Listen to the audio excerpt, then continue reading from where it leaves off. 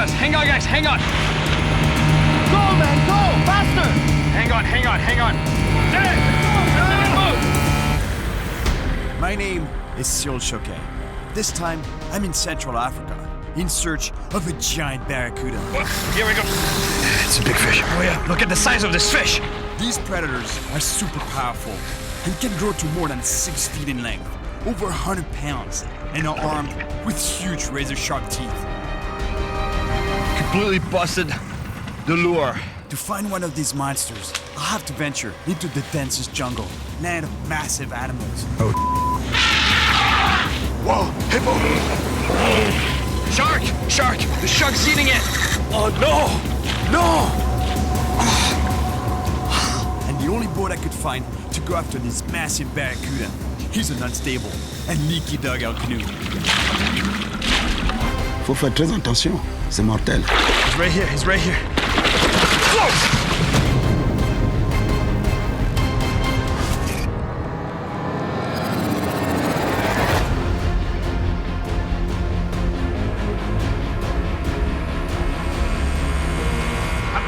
Traveling, and I've seen many big barracudas. But from what I hear, the place I'm going to, it's on another level. They get humongous. I'm in Gabon, Africa, heading towards a system of jungle rivers and lagoons, patrolled by enormous barracuda.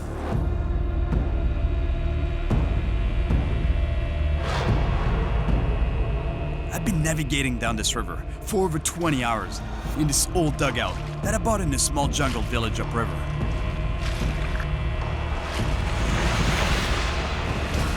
I'm heading farther and farther away from civilization, towards an estuary where it's said barracudas get bigger than a man. But this river is endless, and it's gonna get dark soon. Traveling at night around here is really dangerous. I've been looking for a place to set up camp for a while, but I can't find anything, so I'm forced to keep moving. Look at the croc over there. My crew and I have to be careful. Along with huge bull sharks and crocodiles, there are plenty of hippos, considered to be one of the most dangerous animals in Africa. Man, there are crocs everywhere here.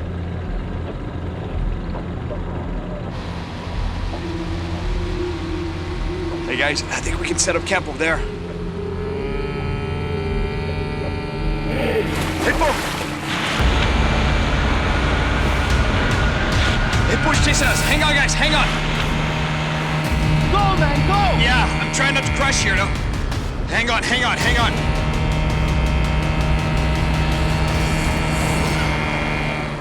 Okay, give up. I gotta slow down, or we're gonna crash. We just got chased by a hippo.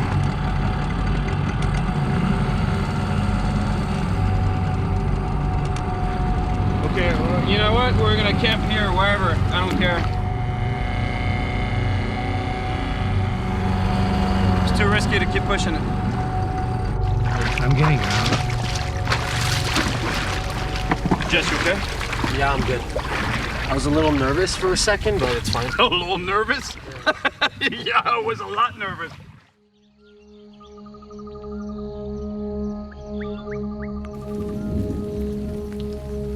For breakfast, a quick piece of dried meat, and it's time to go. Somewhere up ahead is the lagoon, and its legendary barracuda. Look at that. So beautiful. We're lucky there's still places like this in the world. This dugout and the old motor that came with it were all I could find. But it's full of leaks, and I just hope it's gonna get me to where I'm headed.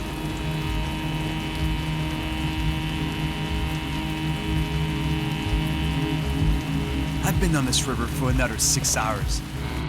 It's about time I get there. Getting very close to the lagoon.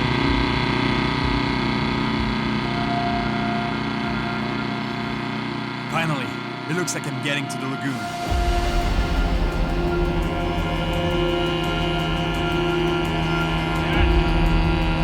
Salty. The taste of salt water confirms I've reached my destination.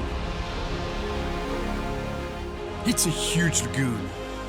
Because of the mix of fresh and salt water, this brackish environment should be rich in nutrients, which means an abundance of food, and therefore predators.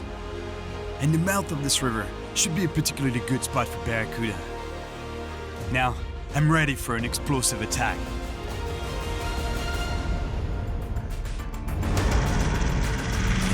Trolling is a pretty efficient way to cover a lot of water fast because, I mean, look at the size of this body of water. This lagoon is so big, so vast that, you know, while you're traveling, while you're moving, at least you have a lure working for you in the back of the boat.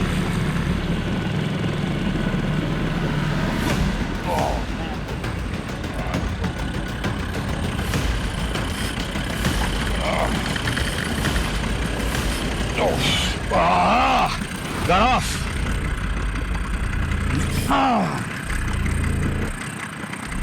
Big fish.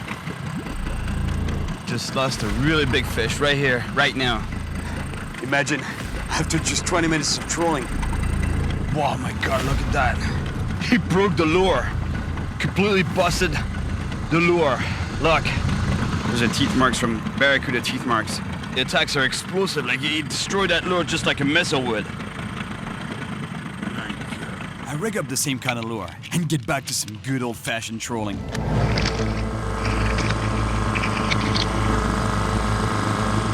My engine seems to be holding up, but for how long?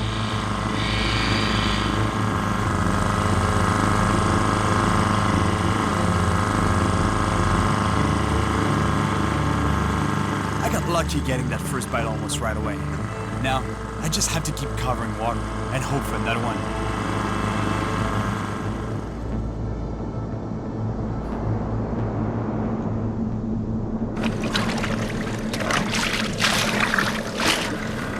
Careful right now because my lure is still in the water. Never know.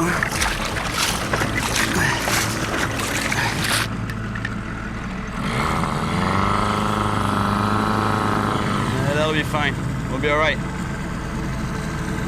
Yeah, I don't really feel like sinking in shark, crocodile, and monster barracuda infested waters. You know, Barracuda, they love to chase prey that are moving fast, actually. And they don't really... Oh, my God. You know, I was telling you that they love... I just got a really nice hit there. So, yeah, they love to chase prey that are fleeing. So they're not really drawn to predators just sitting there. So when I'm trolling, it's actually pretty good because the prey's moving fast. Actually picking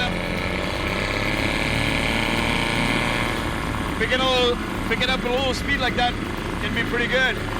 Varying your speed can be good.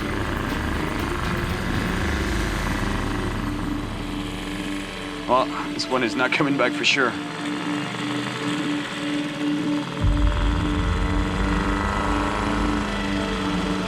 It's gotta be giant fish here. Monster barracuda. Big fish.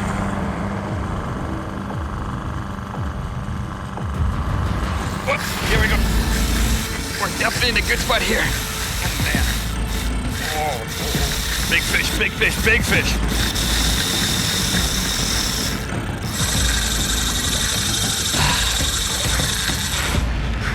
My friends, we're on to a monster fish. Exactly what I've been chasing. This is it.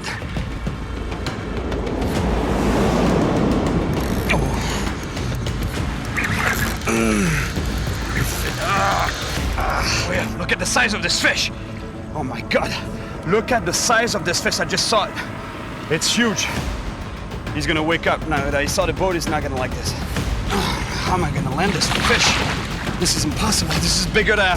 Shark! Shark! Shark! It's got the barracuda in its mouth. It's going around the boat. Man, he wouldn't let go of the fish. He's got it. Oh no! Oh no! No! No! I can't believe it! This is insane! Look at that! Look! My God! Look at this!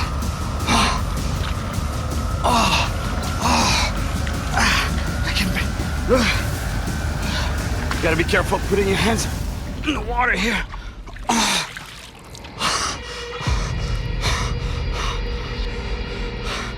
Man, the shark devoured it. Seriously, I mean, look at the size of this barracuda. That gives you an idea of the size of the shark that devoured this guy. In an estuary like this, it can only be a bull shark, but he's gotta be a giant. Man, poor thing. Sorry, buddy. That's a top predator. And he got taken by an even bigger predator. That's the barracuda I wanted. I mean, look how big it is. It's gotta be like close to 100 pounds, seriously. I mean, just the head, I can barely lift it. It's gotta be 30 pounds. Oh, poor thing, I can't believe it. Don't want to fall in the water here. I mean, seriously, it must have been a 500 pound, 600 pound shark. Easily, it's gotta be. Okay, got it. See what I tell you? I mean, look at the lure. That used to be a lure, brand new, pretty much brand new. Look what it did to it. There's no comments. There you go, buddy. Go back to where it came from. So disappointed right now. For that poor barracuda that got devoured. And also because that's the barracuda I wanted. But whole and alive.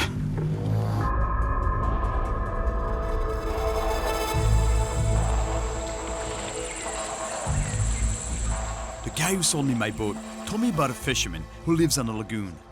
Victor has fished here all his life, and he knows how dangerous it can be catching a giant barracuda, especially from a tiny boat. C'est très dangereux, hein, le bara. Quand tu les pêches, des fois, ils sautent, ils viennent vers la pirogue. Il faut faire très attention. Mais surtout que si tu es seul, hein, vraiment, il faut être à deux. Pourquoi deux? Au cas de quelque chose. En cas d'accident. En cas d'accident. C'est ça le problème. Ok. C'est intéressant ce que tu me racontes là. Ça donne envie d'aller pêcher. Non, mais c'est sûr que c'est dangereux. Je sais que c'est dangereux. His warnings aren't exactly reassuring, especially since my little boat sits so low on the water. Ça me fait un peu flipper quand même. Il faut faire très attention. Ça, c'est vraiment, c'est mortel. Deadly, and that's putting it mildly. So I think that once I have this fish under control, the only way for me to grab it is to bring it to the shoreline, drag it to the shoreline, and actually grab it. Because otherwise, if I want to bring it onto the boat, onto the dugout, forget it. It's just too dangerous. Bah, merci Victor. Merci beaucoup. Victor invited me to spend the night at his house. But before it gets dark, I want to check out a spot I saw on the GPS where I can fish from shore. If I can catch a barracuda from shore, pulling it out of the water should be less risky than from a dugout. But the weather's getting worse.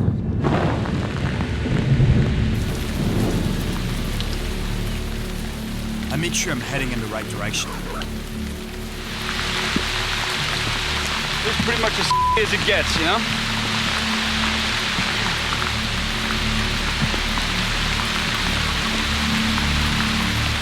I must be close to the lagoon now. I'm in a mangrove forest.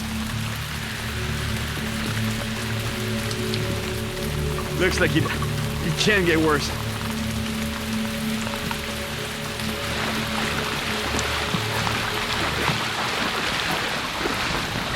Wow.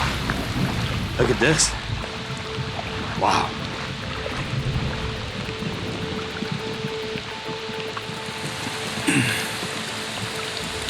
Wow. Check this out.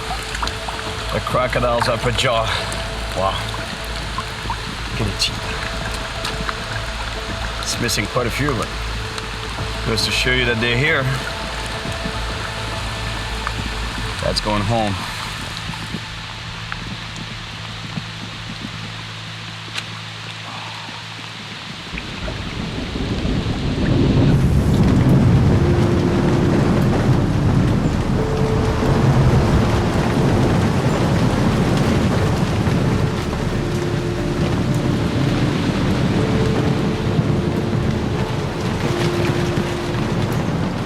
conditions are getting worse and worse, but I'm at the spot Victor told me about. I'm cold and wet, but I don't care. There might be a giant barracuda around.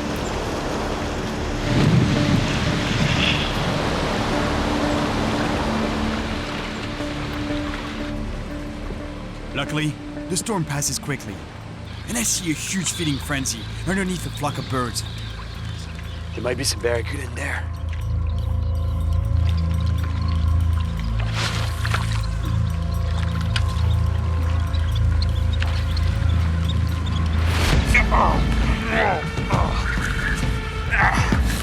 Big fish, big fish!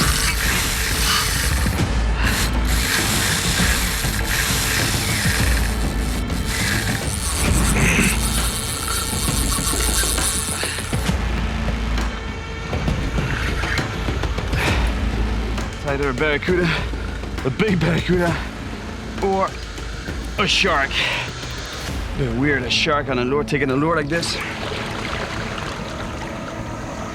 Ah, too bad it's a shark. I just saw the tail. I didn't want to catch a shark. Man, I was really hoping it would be a barracuda. Yeah, it's a little bull shark.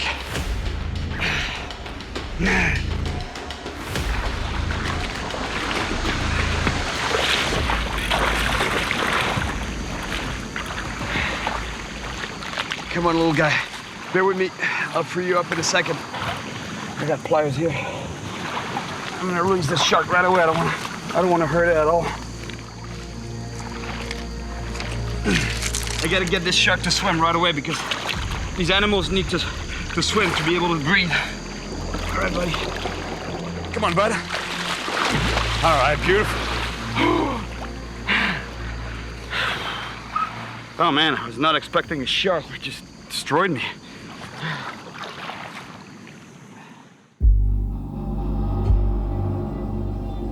After a good night's rest, I'm back in my old leaky dugout.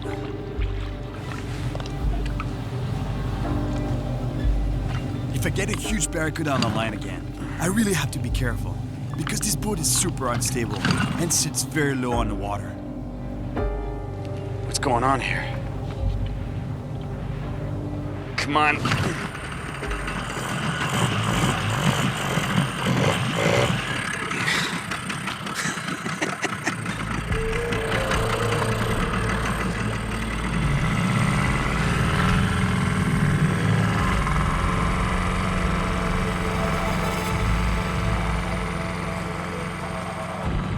It's my second day of fishing on this lagoon. I've seen proof that there are monster barracuda out here. So if I keep at it, I'm sure I'll get one.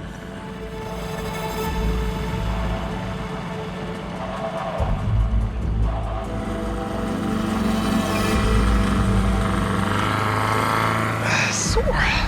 Ah, it feels so good.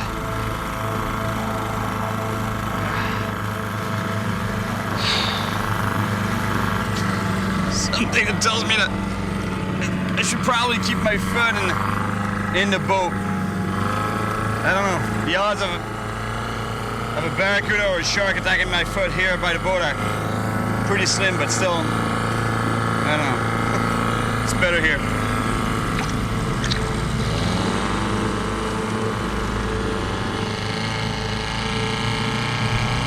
Whoa, hippo! Whoa, to jump! Not gonna stick around here. And those animals, they can literally jump on a boat, especially on a small boat like this one. It's the animal that kills the most people in Africa every year.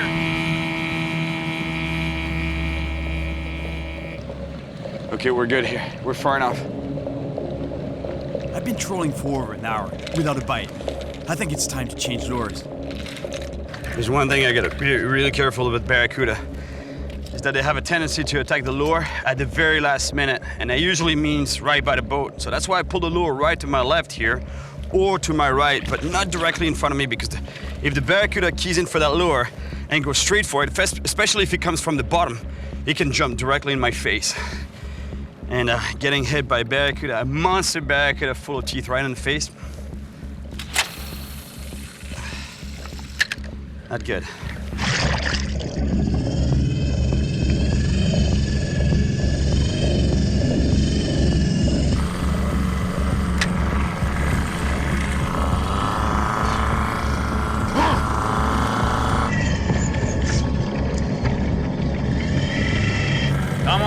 fish. Come on, Barracuda.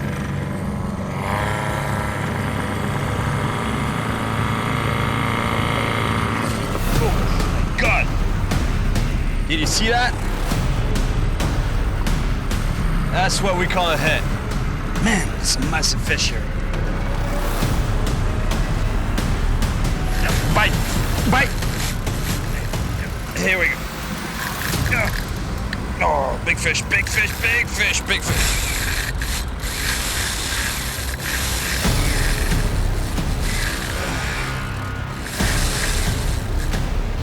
Oh! Got off. Oh no, he's still there. Still there, he's still there. He's coming to the boat. He's coming to the boat. Anna, look at the size of this fish. He's right here, he's right here.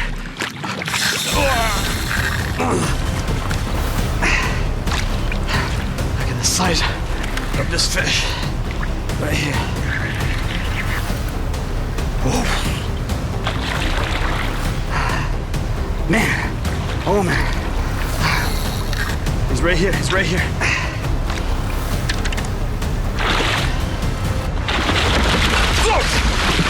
Oh! Whoa!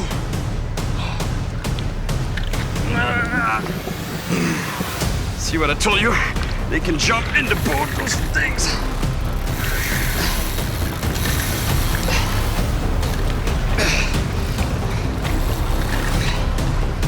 I can tell you this dugout is really close to the water. A little too close, actually. Gotta always watch out where the head is. I'm not gonna risk bringing this fish on the boat. Besides, it's not that big. So I let it go while it's still in the water. Okay. Okay, he's good. Man, I almost got bit. That was a close call. Came right up onto the boat. Whoa! Whoa!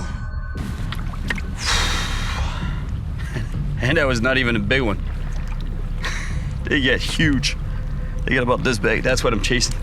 From what I hear, they get about this wide around.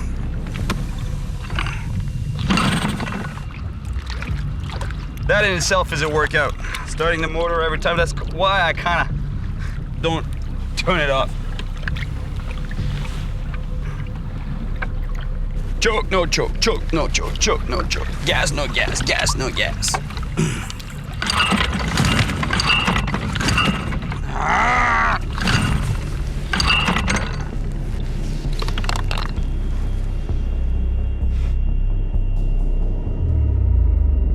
Now, it looks like I'm stuck here, in the middle of nowhere.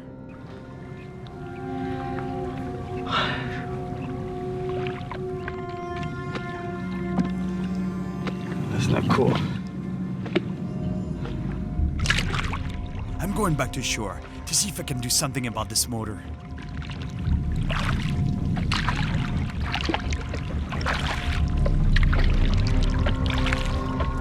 Oh, there are people here. And a village up there, yeah. I just hope I can find someone here to help me out with the motor.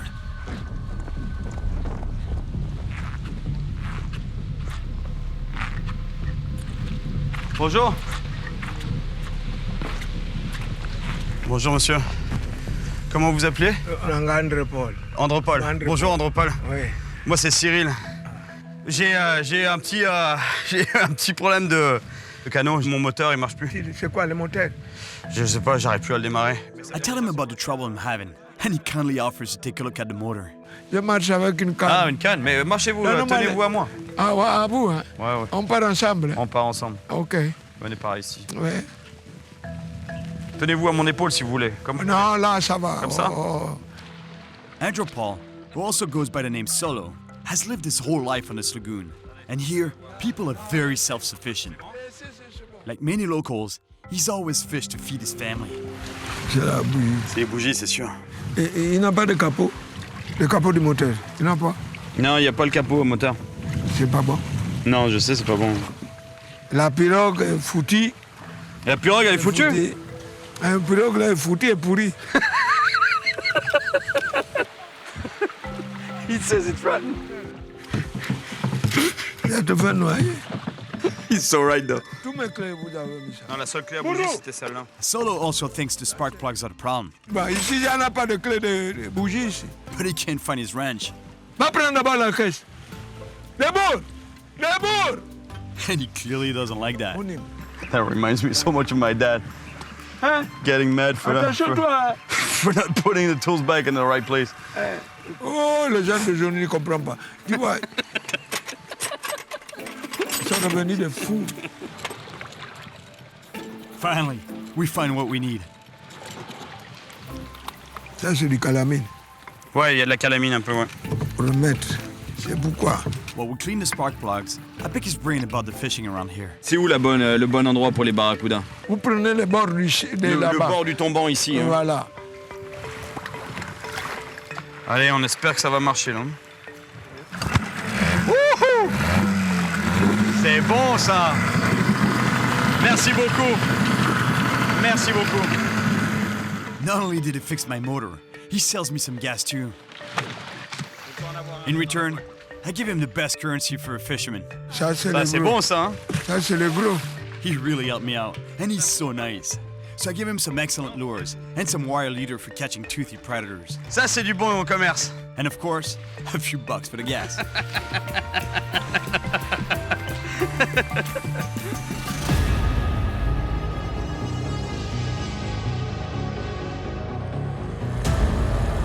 With my motor repaired and a full tank of gas, I'm back out after a giant barracuda.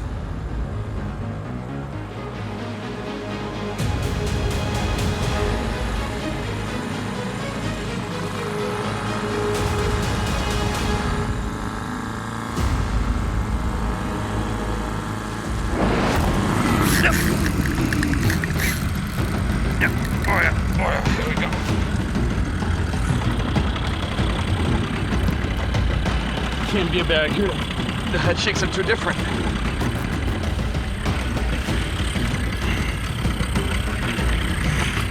What is this fish? It's a cabera.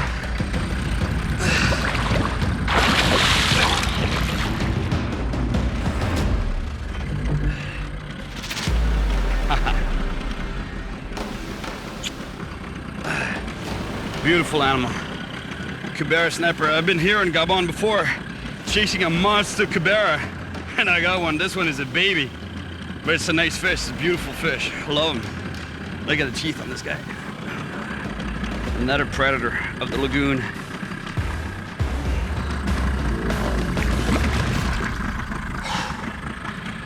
Whew. Oh, adrenaline.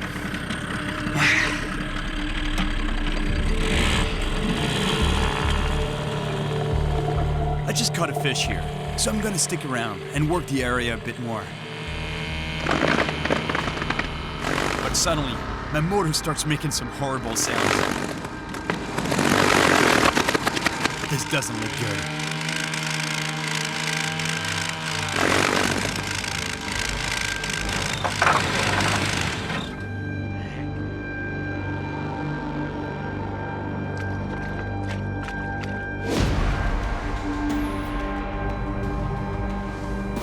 Tired of this engine. Really tired of it.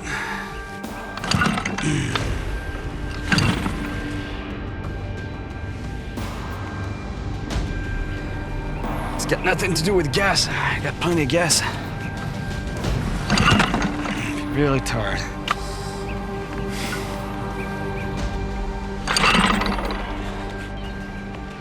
I'm pretty sure that this time, the motor's dead. For good. Looks like I'll be limited to fishing from shore.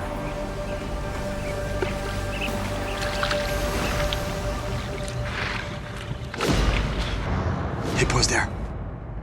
I'm surrounded by hippos. Whoa. And my boat is dead in the water. They keep going under. They could be anywhere. Even right under my boat.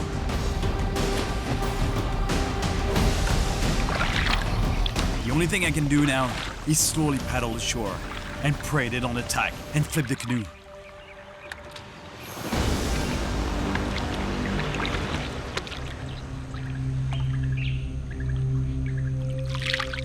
It's all good. I don't think the hippos will charge us here.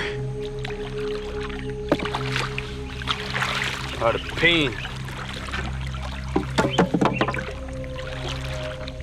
I'm gonna try to find a spot to hide the boat. I'm miles from even the tiniest village.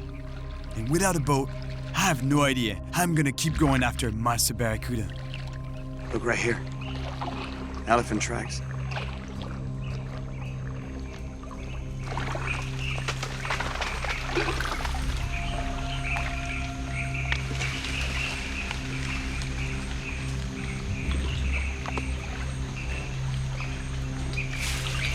Might be an elephant right here, so be careful.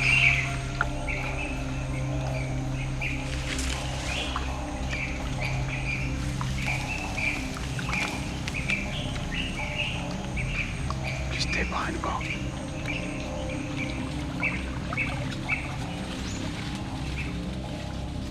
I push the boat between the forest and my team. It definitely won't stop a charging elephant, Stay behind the boat. but it might slow it down.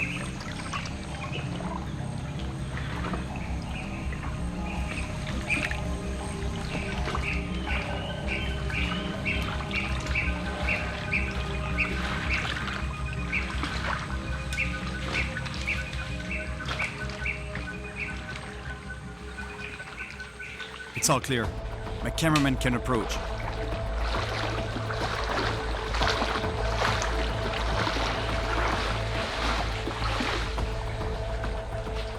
This seems like a good spot to hide the boat. I tie it up and take the starter rope with me to keep the dugout from getting stolen. But it doesn't really matter anyway, because the motor's shot.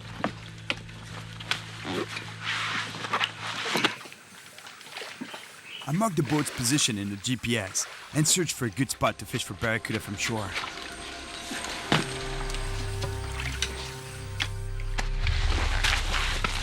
I found a place where it looks like I can cast into deep water from a point.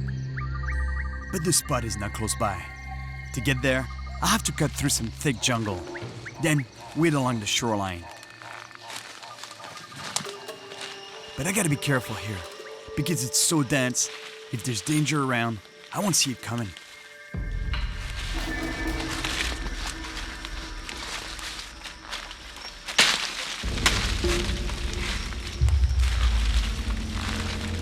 I make it to a mangrove forest.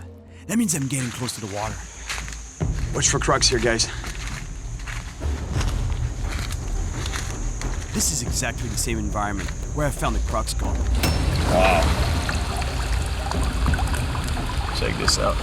Goes to show you that they're here. We gotta be careful, because crocs could be resting up on the banks, and you don't want to stumble onto one by mistake.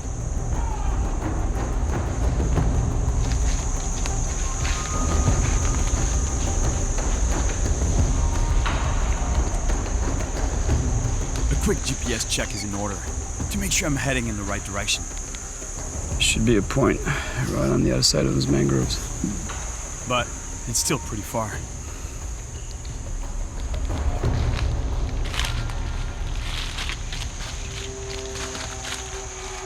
Oh, over there, over there. Yep, check this out. Makes for an excellent meal. Let go, buddy, let go. Just let go. Let go. You won't.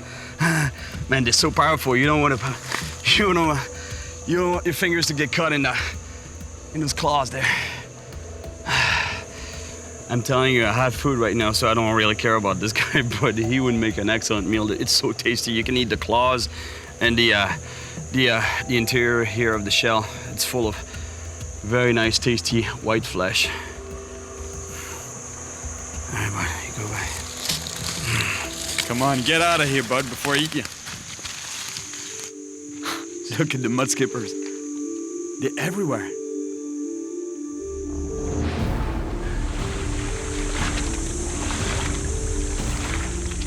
Coming out of the mangrove forest into the lagoon, I come across some local fishermen. And they don't seem surprised to see me at all. Bonjour. No wonder. They're from the same village as Solo, and it seems he told everyone about me. Vous êtes en train de remonter le filet? Ouais. Zéro. Rien. Rien du tout. Rien. Le premier coup, on a eu quelques capes rouges. Ouais. Ouais, près de 3 kilos, quelque chose. Quelques-unes. Ouais. Et là, Et rien. là, c'est le deuxième coup, ça change. I feel bad for these fishermen. Fishing the lagoon is the only way to feed their families. But they don't always catch. Ouais, vous avez une belle pirogue, hein? Ouais, merci. Elle serait pas à vendre par hasard? Non. Non? C'est personnel, ça. Non, je rigole. Non, parce que j'ai une petite galère de pirogue. J'avais une pirogue aussi, elle est tombée en panne. Ah, d'accord. C'est pour ça que je pêche un peu du bord. Mais... I tell him about the fish I'm looking for and the spot where I'm headed. He confirms it's good, because as I saw on the GPS, it's a point where the water drops off quickly. Ouais, je vous laisse travailler, les gars. Merci. Salut! Bye. Salut! Salut, merci. Merci beaucoup, bonne chance. Allez. I won't reach the spot before dark. Not good, because I still need to set up camp. Okay, we're clear. The locals told me there's a good place to set up camp nearby. Just past this clearing.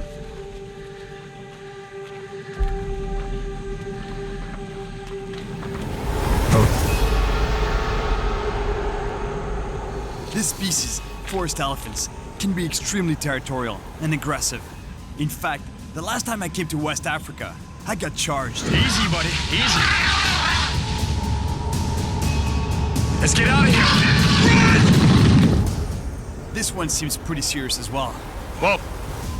But I've learned that in this situation, you have to stand your ground, maintain eye contact, and keep calm to avoid getting charged. Let me go. It was a bit of a bluff, but it seemed to have worked. But suddenly, Oh, watch out, guys. This one's charging. another one comes charging out of the forest, full on. Whoa, I just want to pass. Calm down. Calm down, my friend. Stay where you are. Thank you, buddy. Man, the elephants are crazy here.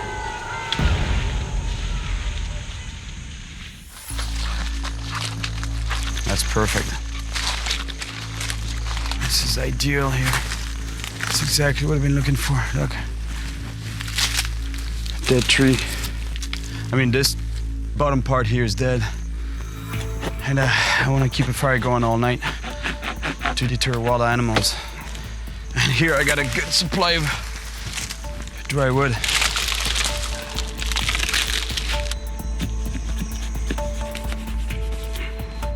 There's a lot of dangerous wildlife here, but what I'm most concerned about are elephants, buffaloes, and leopards. And a fire is essential to keep them at bay.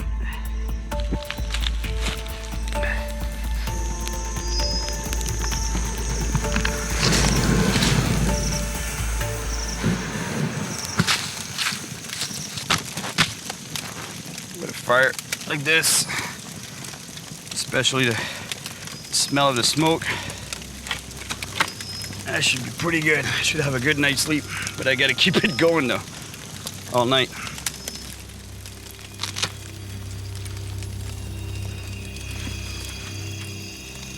All right, here we go for a good night. Having to wake up every 15 minutes.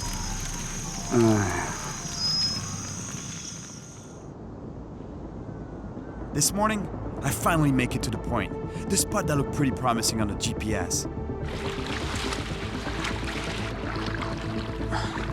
Oh yeah, it looks good here. If I can cast far enough to reach the drop-off, I have a good chance of catching a monster here. Oh yeah, I got it there. Predatory fish, like Barracuda, use the walls of drop-offs to corner their prey. Now, it should be just a matter of putting the lure out there as many times as possible and hope there's a Barracuda around.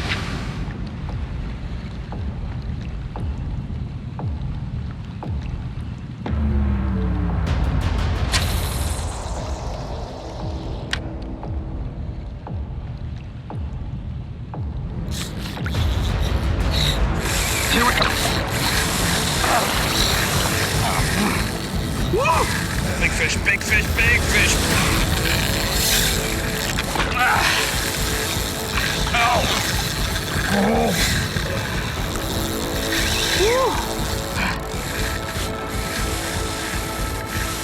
so big. Please stop, fish. Stop.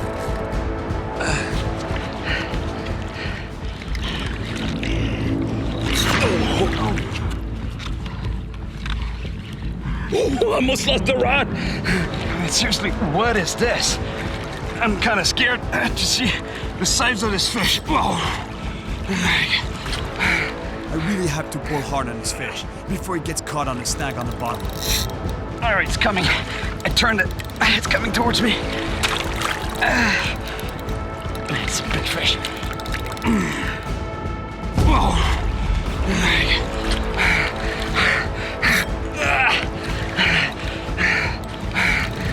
I can't move this fish. Okay, it's coming.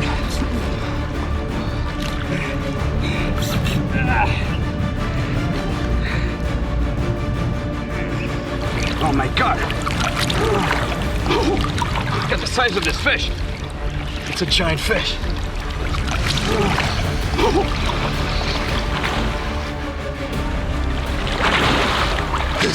This is a monster.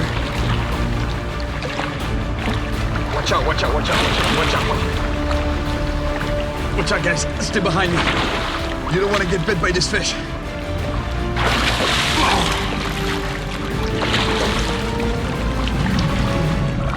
This is a giant fish. Look at that. Unreal.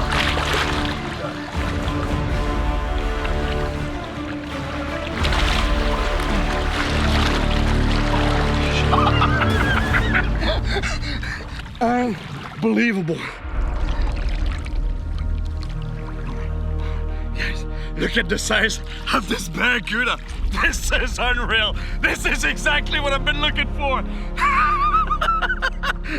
The Guinean barracuda, one of the biggest species of barracuda in the world, if not the biggest. I mean, look at the size of the head. It's so wide. This fish is as big as me, and look at the teeth. This is unreal. And the tail, it's like a paddle. It's got to be close to 100 pounds. Just give you an idea of this fish. Look at this.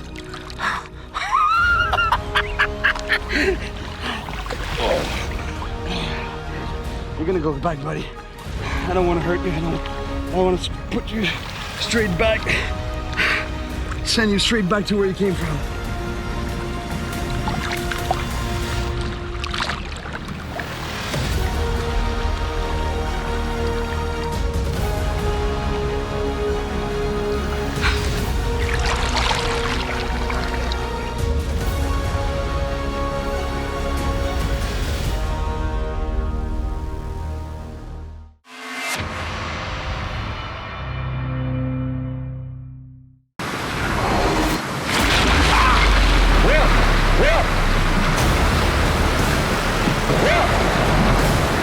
Hold on, man.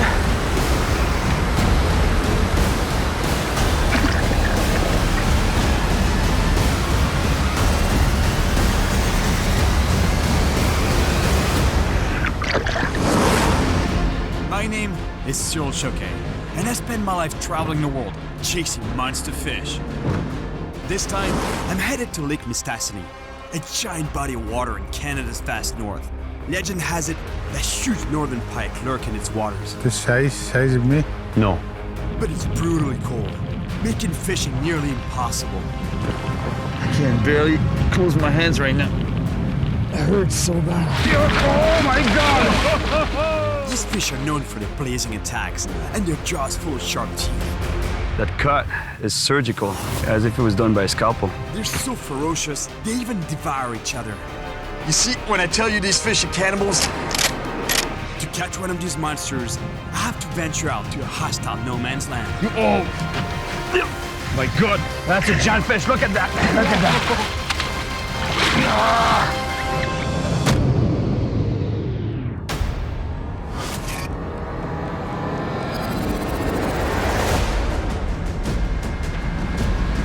We're headed to one of the biggest lakes in Canada.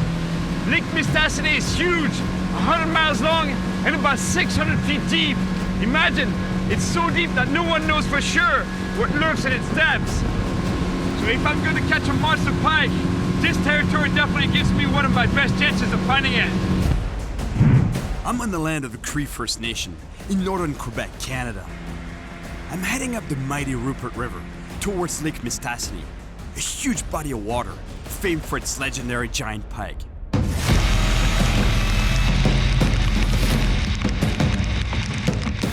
I'm on the water with my friend Stanley, who grew up here. The conditions right now are super rough. It's the end of spring and the weather should be warming up. But this year, winter doesn't seem to want to leave. It's about 40 degrees, and the water is even colder. Less than a week ago, the ground was covered in snow, and the water was still frozen in a lot of places. We get to some impressive rapids that flow into a deep pool. The ideal hunting ground for ambush predators like the northern pike. I'll carry this just in case. Are you taking your gun? Yeah. Safety? Safety reasons. This is black bear country, and even though attacks are rare, you have to be on high alert. They're very hungry after a long winter of hibernation.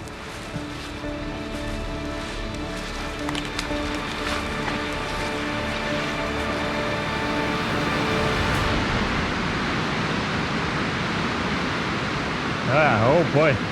It's huge. Oh, I saw a fish there. You saw a fish? Maybe I should go get the rod. All right, try. At least you can try. Yeah, it looks good here. It looks like a good pull. I go back to get my rods so I can give this pool a shot. Stanley's gone upriver to get some fish for lunch. But now, I find myself alone, without a gun for protection.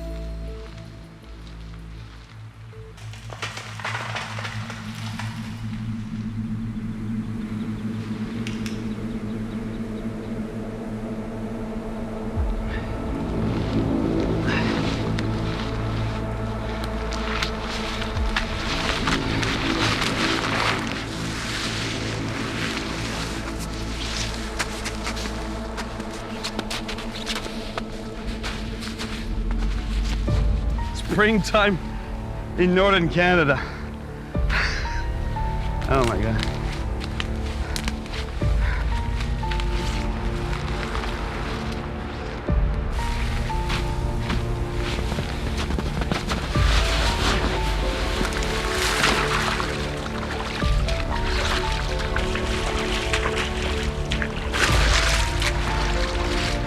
Oh wow.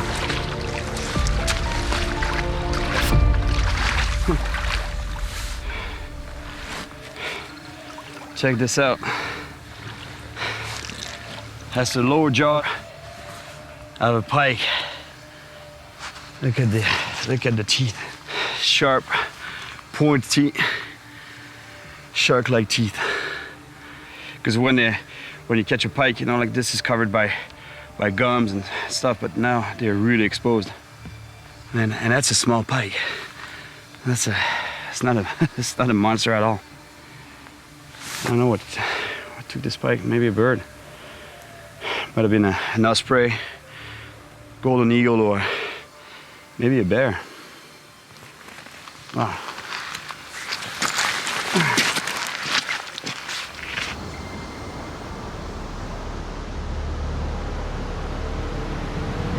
This looks like a really good spot here because you see the river is bringing a massive amount of water from the lake above, and at the same time a lot of food into this eddy here. And you see the water, it comes back like this, you know, it creates a whirlpool effect, keeping the food within the eddy. And fish know that they're coming to feed on the food, and bigger fish know that there's going to be smaller fish here, so they're coming to feed on the smaller fish, all the way up to the top of the food chain, the bigger predator fish. So in theory, it should be really good.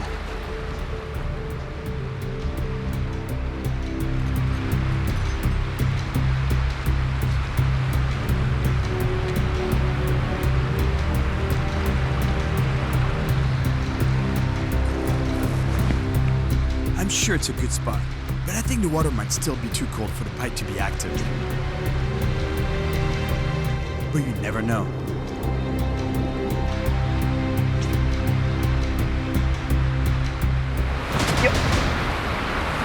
Good shot. Oh.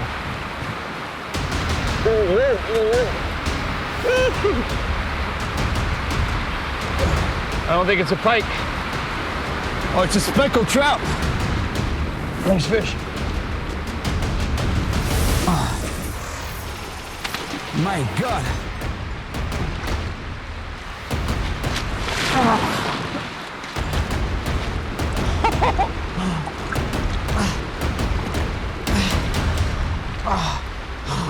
Look at the size of the speckled trout, especially the size of the lure it attacked. That's a pike lure, it's a giant lure. That goes to show you, I mean, those fish, they're so aggressive.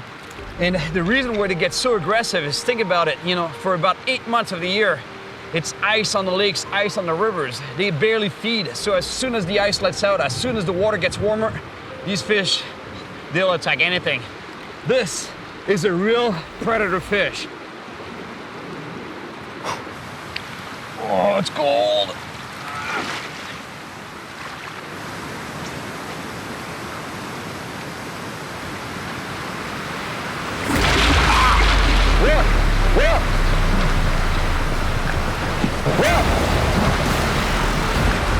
Hold on, man. My underwater cameraman slipped on the rock. He's got a big camera in his hands, and he's struggling to fight the current. He's being swept downriver.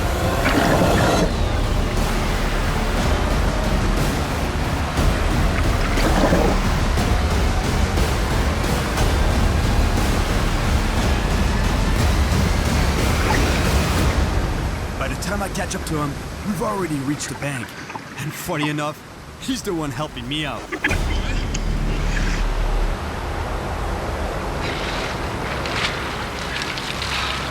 Thanks for jumping in, but I could see you getting swept by the current. With a camera in your hands, you couldn't really swim. So I couldn't get turned around and use my arms. it was not the smartest thing I did, jumping in. No, but thank you. But Thank you. You're welcome. All right, let's go. Get warm. Let's make some fire. Yeah, we gotta get a fire going there. Yeah. God, it's cold. We have to warm up as fast as possible. Staying soaking wet in these temperatures means guaranteed hypothermia. I'm glad there are a couple of birch trees around. Its bark makes for excellent fire starter.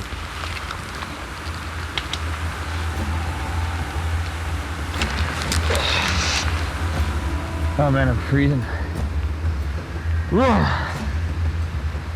couldn't this happen in the Amazon? Tell me about it. Except there, you get the piranhas That's true. and the caimans. That's true. Yeah. That's true. Incredible, the temperature of the water. And this water is so cold. I think that about a week ago you could have ridden a snowmobile on the lake. I can't feel my hands right now. I could put them right in the fire. Yeah, remember they'll still burn though. Yeah. How cold do you think the water is? 36 or 38 degrees. Yeah, the max. And if it wasn't moving, it would be frozen. Yeah, it's still. I swallowed some water at one point. I felt like my lungs were collapsing. You know, I couldn't breathe. Couldn't catch up. Punched in the chest. Yeah, it's like. Yeah. It's like chugging ice water. Yeah.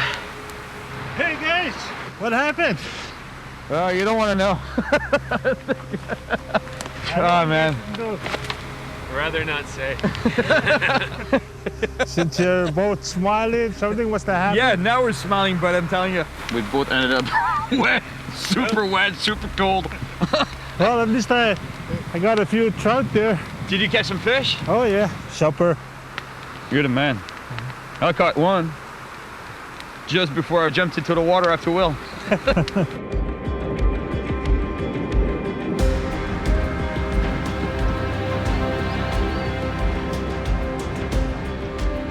After drying out, we continue up the Rupert toward Lake Mistassini.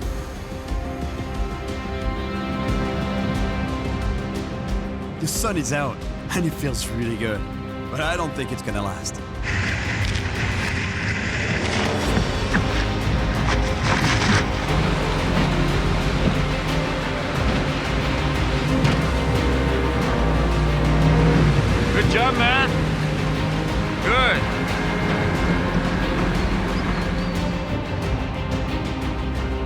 little far from the big lake, where we're starting to see spots that look great for pike.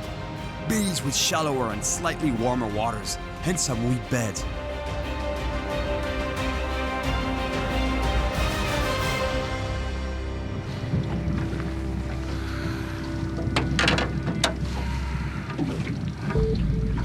It's so cold, I can barely move or feel my fingers.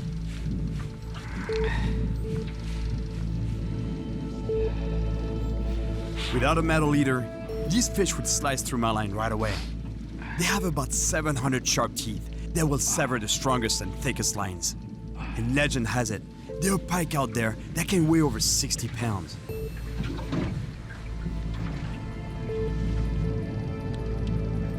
I rig up another soft plastic lure that mimics a small fish in distress. I know I might lose a few fish because of the single hook, but that's fine. It's better for the pike. And I'll also be able to cast super close to shore without getting snagged. Casting really close to shore, because that's where big pike lay waiting to ambush anything that passes by. Could be fish, frogs, mice, little ducks, and even their own. Northern pike, known to the Cree as chinchou, like to use the cover of dead trees or weeds to hide and hunt. They remain hidden, motionless, ready to unleash a blazing attack on any prey that comes within reach.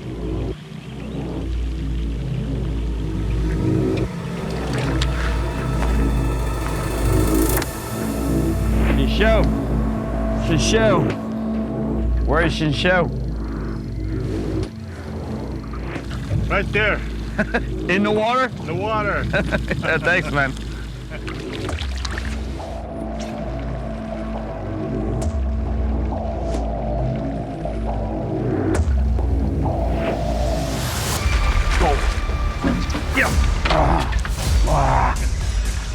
Nice pike. Yeah, it's huge, man. I'll put the lure right back where I was. Oh, I think he's there. Oh, that's a big one. That's a big one. 25-pound plus. That's a big monster. Come on, fish, you can do it. Take it, take it. Yep, he's got it. Oh my God. Big fish. No, we're talking serious fish here. Look. Whoa.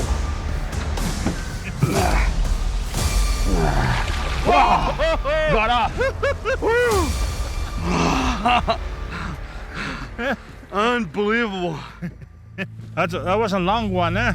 That was a long, fat fish. Yeah. Giant. My heart is pounding like that. Right now, it's going like this. No, look at the lure. He bit it in half. Can you imagine how sharp those teeth are? Look, that cut is surgical, as if it was done by a scalpel. Unbelievable.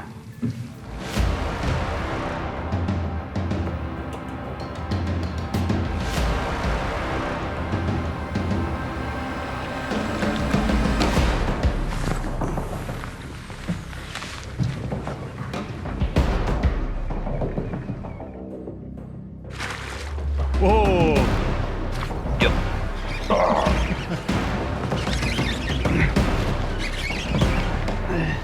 Nice one. Yeah, nice fish for sure. Oh, yeah. Not as big as the one I just lost, but Yeah. Still a nice pike, eh? still a nice pike for sure for anybody, anywhere. This would be a giant fish. Yeah. But for here, he's just an okay sized fish.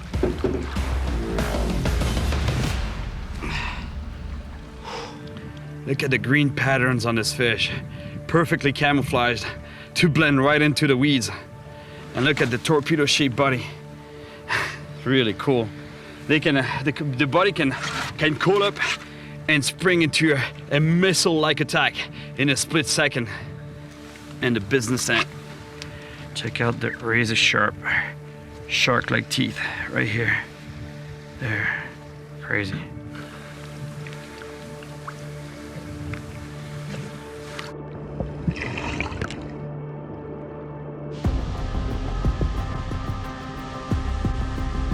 We really need to get to Lake Mistassini before the sun sets. With all the rocks and the powerful current, navigation here is already extremely dangerous during the day. So imagine at night.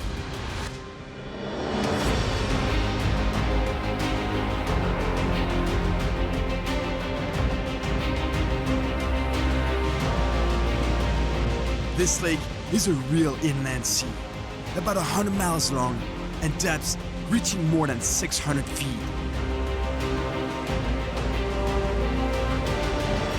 We'll spend the night on one of its islands, at the beautiful Camp Osprey.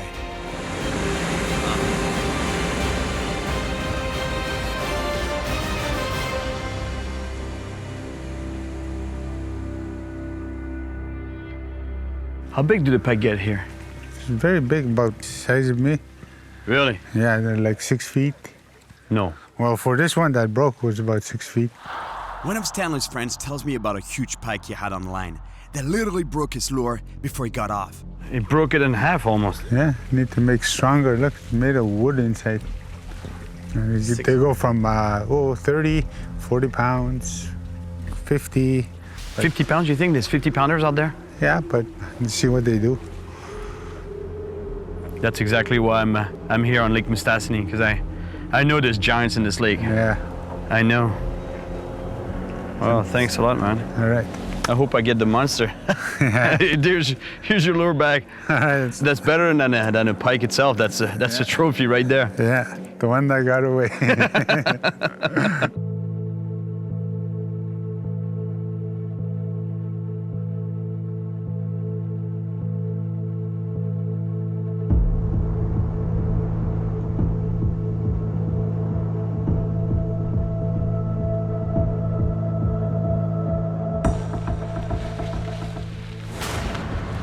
After hearing stories of such huge pike, I decide to use the few hours of daylight left to fish from the shore and hopefully catch that monster pike I'm after. Whoa. Wow.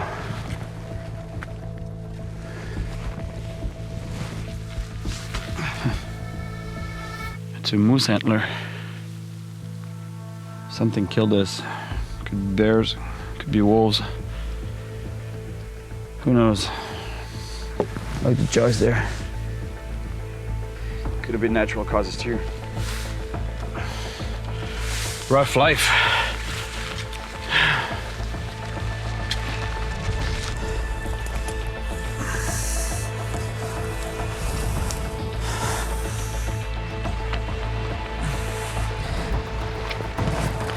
I'll cast towards the points that jut out. Predators like pike use them to hide and ambush prey that pass by.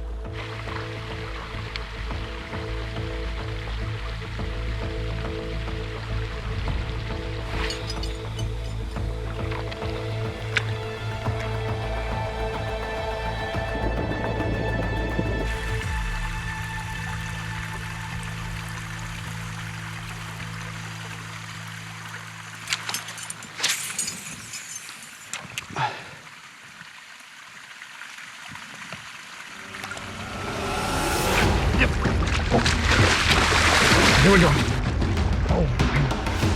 Oh, I got my stay here, buddy.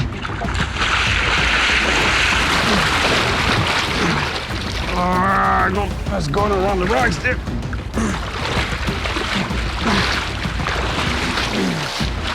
Oh yes, I got him. Man, what is that? Come on, don't go there.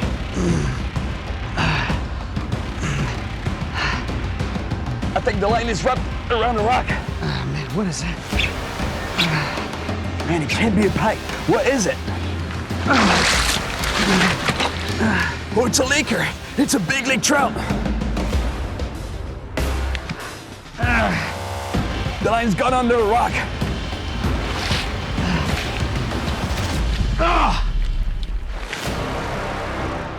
Man, it's swimming away. That was not a pike, but that was a monster lake trout. Man, that's 50-pound braided line right there.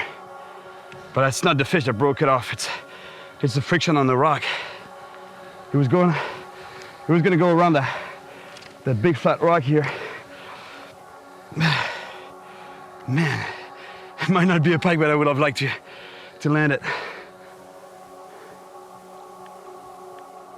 Man, a lake trout that size, it's a top predator as well. Just like the pike, they're at the top of the food chain in the lake. Seeing the size of this fish, man, there's gotta be a giant pike here, giant monsters.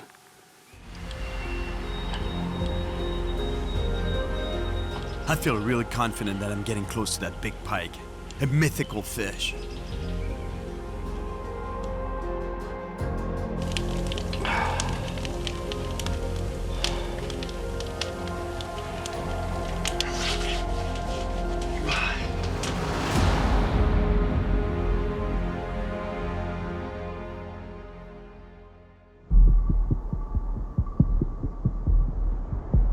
Today, Stanley and I will head out north, a 2-hour boat ride. But before we leave the dock, he's got a few words of warning for me. Could get cold, rainy, splash, big waves. And then a lot of rocks too, right? A lot of rocks. So. Yeah, it can turn bad, this lake, right? Yes. The water is actually very cold, and it could get a lot of people. Well, we've had a few accidents before, and I think that's what got them, the water. I'm glad I have my inflatable life jacket here. You have your life I got jacket. it under You get here. the belt one? Yeah, me too. Yeah. So we're good. We're barely out of the bay, and I can see that Stanley was right. We're on our way to the part of the lake where the biggest pike have been seen. But the cold north wind makes conditions really tough. That's gonna be a rough ride. Hey, Stanley, do you know where we're going? Yeah. Okay, good, because I have no idea. Somewhere there, right? Yeah, all right.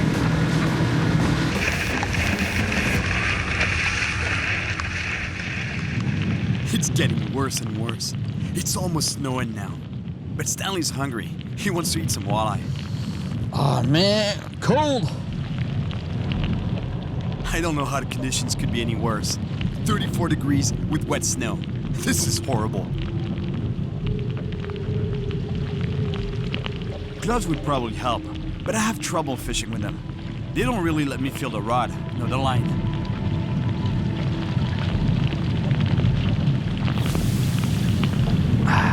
Man, it's so cold right now. My hands are literally frozen. Look, I can barely. It hurts when I close them.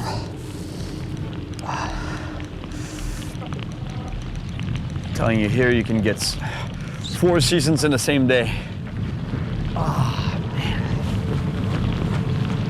I'm gonna get some blood back in my hands, man. That's crazy. Yeah. Oh my God. It's so cold. Oh, I can't even fish right now.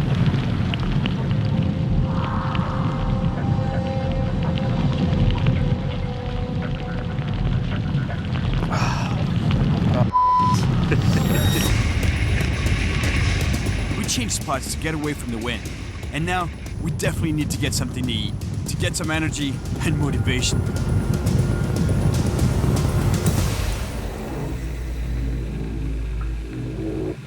The rain is letting up, but it still feels just as cold.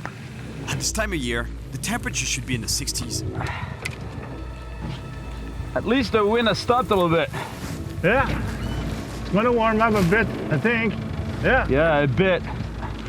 Just a bit.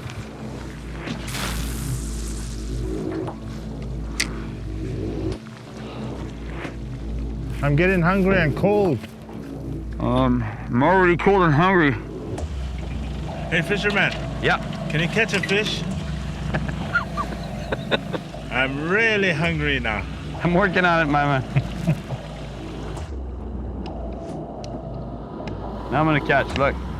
Okay. It's coming. You need gloves? I don't need gloves. I need a fish so we can go warm up.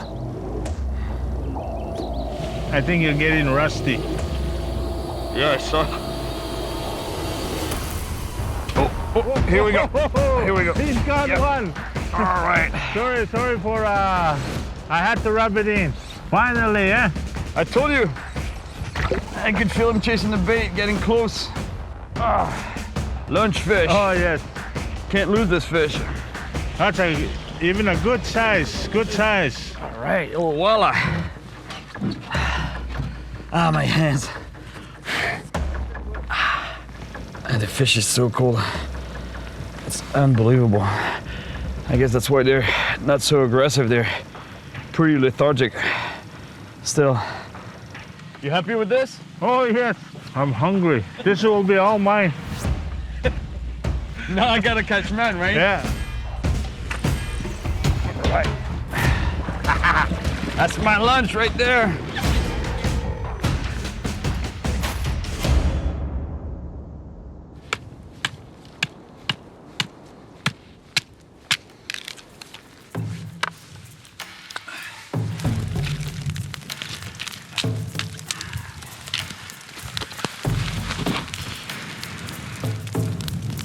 Oh my God. It feels so good. I'm starting to feel my hands again. Man, it feels so good. Oh yeah, I couldn't move my hands. I couldn't feel them. yeah. It's very good. Crazy how cold it is. And it's springtime here? Yes. It's not normal though. It's springtime. Can you believe it? It should be warmer right now in the spring, right? Yeah, right. Normally we would have 15 flies, mosquitoes. That's you're right. That's the beauty of it being cold right now. There's less this year. Yeah. Otherwise, we'd be dying right now. Like would be fighting the bug.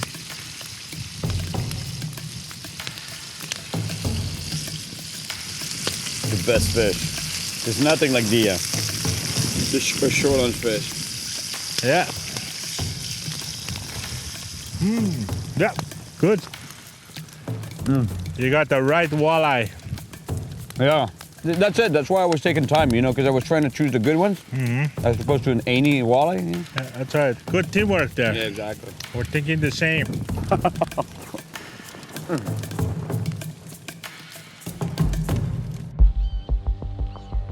It was so good to finally eat and warm up a bit. Now, we're back in pike fishing mode. We're getting close to a shallow area where the water should be a little warmer and the predators more active. We're gonna fish shallow bays like this one because at this time of year, fish look for warmer water. And shallow places like this is where the ice melts first. And the water warms up faster. So there should be some active fish here.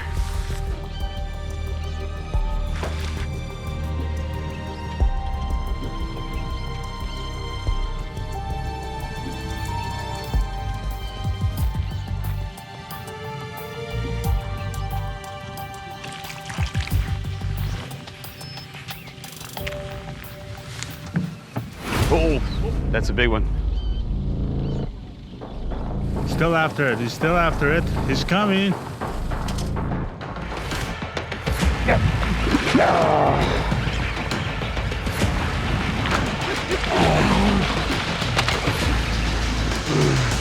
Oh, look! Oh, man! No! That's Oh, it's a pike! A pike got it! A pike just got it! Man, it's trying to swallow it!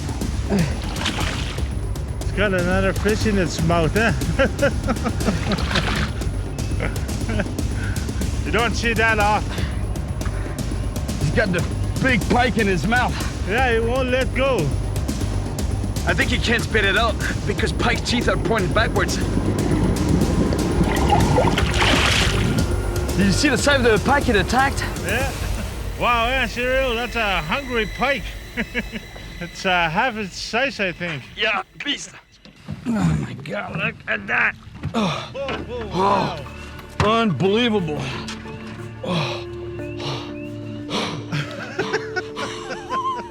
When I tell you that these fish are cannibals, now you believe me? I'm gonna try to save this fish. What a mess. He won't let go. Open your mouth. When I tell you that those teeth are pointed backwards, you can't even spit it out right now. Even if you wanted to get rid of it, it couldn't. Oh, man. Oh, it's working. Oh. Oh man, look, it's still alive, that poor fish. Pike can actually choke to death from swallowing predator too big. Let's put him back in the water.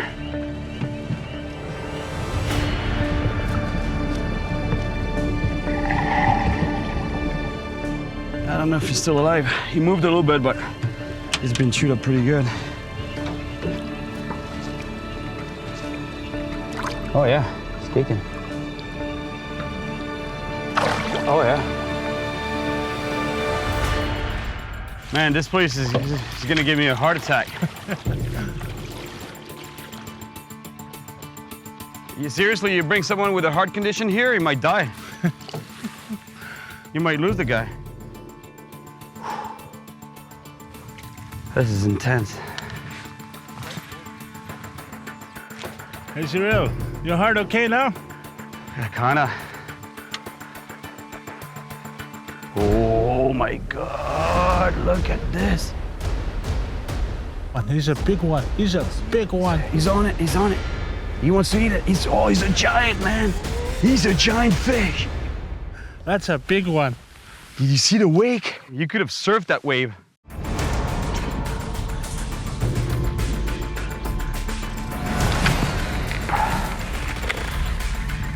Come on, fishies. Oh yeah. Something followed. Something chased it. See the wave? Yeah. It's coming here. It's coming. Yeah. It's coming after it. Yeah, he's right behind it. Oh my God! Oh my God! Oh. You got it now? Yeah. That's a giant fish. Look at that.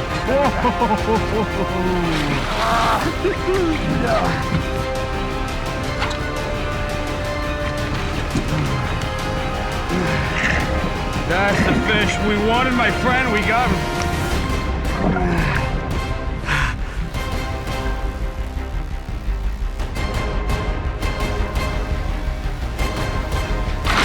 Oh no! Oh no! What happened? After all this work, I'll lose him right here. That was a giant, man. That was a big slap. Well, I didn't have a chance to do anything. Next thing I knew is you're in the water. We had him. That was like that was 30 pounds. Yeah. Oh well. You had to keep at it, right? Right.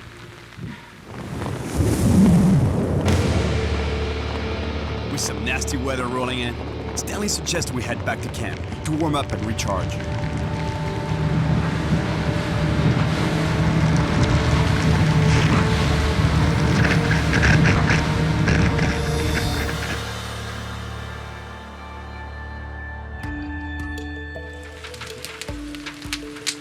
Back at camp, I'm invited to a traditional feast. It's been so cold that a hearty meal and a good night's sleep will do us some good. This is bear meat?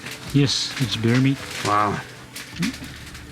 And these are the intestines. Those are the intestines. And you eat it? Yes. And there's another one there. And this is the stomach. The stomach? Yeah, that's the The stomach. bear stomach? Yeah. Wow. That's some strange food. For us, you know? Yeah. For you guys, you eat it quite a bit? Yeah. Yeah? Yeah. Keeps you healthy, keeps you strong, Yeah, young and strong. In the traditional Cree way of life, people hunt, fish, and trap many different animals like fish, moose, caribou, bear, goose, and even beaver. Can I try it? Yeah. Like this, huh? Beaver neck. It's really good. Really tasty. Man, it's one of the best bush meats I've had. The rest of the community joins in on the feast. Everyone gets their fill of local delicacies, with more than enough to go around. Goose and beaver. Almost tastes like the... Okay, this is the bear. This is the bear. Proteins. Protein and protein and protein. That's dessert. Intestine, bare intestine.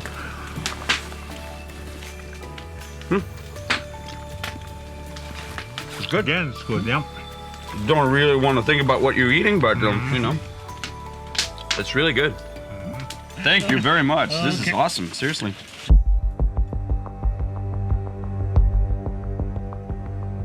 Later in the evening, Stanley and I have a discussion with Kenny. Apparently, he knows a spot where monster pike can be found.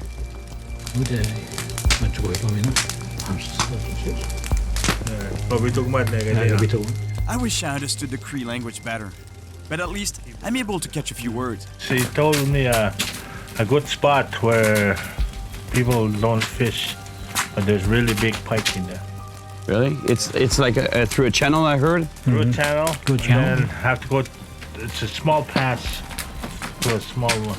And no one has ever gone there before? No. Really? Because right now the water level, he said, is high. So we can go with a boat? Yes. That's why no one has ever fished there before, because they can't go there with a boat? Yeah, with the big boats. Sounds like an idea. Stanley, we're going there. Yeah. We're going there. Thank you so much. Thank you very much. Inch commitment.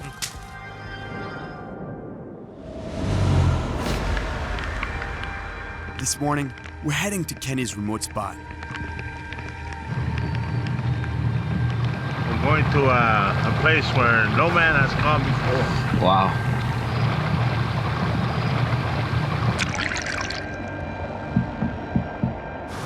The reason nobody comes this way is that it's usually too shallow. In summer, the water level is so low, it's almost impossible to get through by boat. Tricky when it's shallow and... Yeah, it's really tricky, but there's a good line right here. Yeah. You're good. But with the exceptionally high waters this spring, we'll hopefully be able to get up these rapids. Rock. Yeah. Okay. I see it.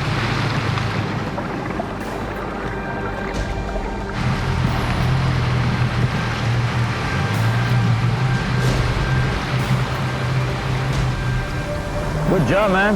Oh yeah, we're almost there. Almost made it.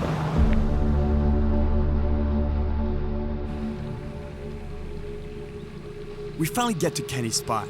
It might not be a very big lake, but there are a lot of dead trees along the bank, a great habitat for northern pike.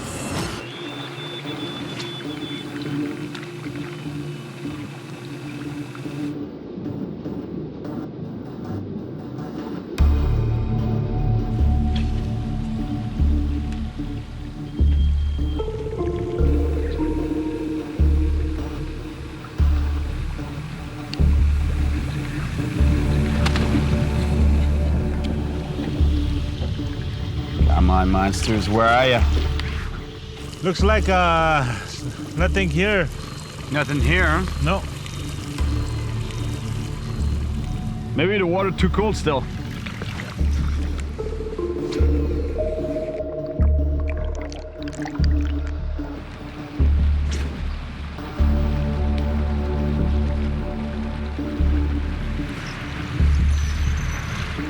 Oh my God! The size of that fish that just attacked! Unbelievable. My legs are shaking, I'm telling you.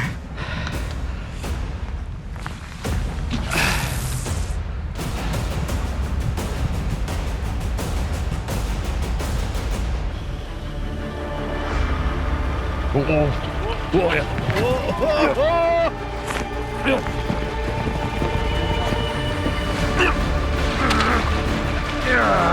my God, look at the size of this fish.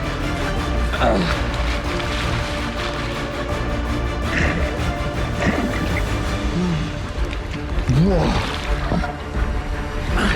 He's got him, he's got him. Nice one.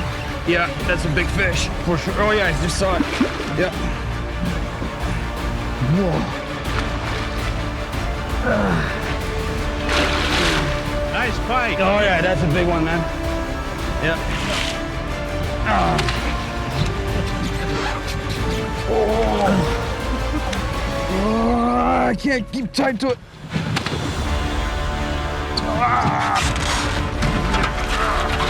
Nice pike, Cyril.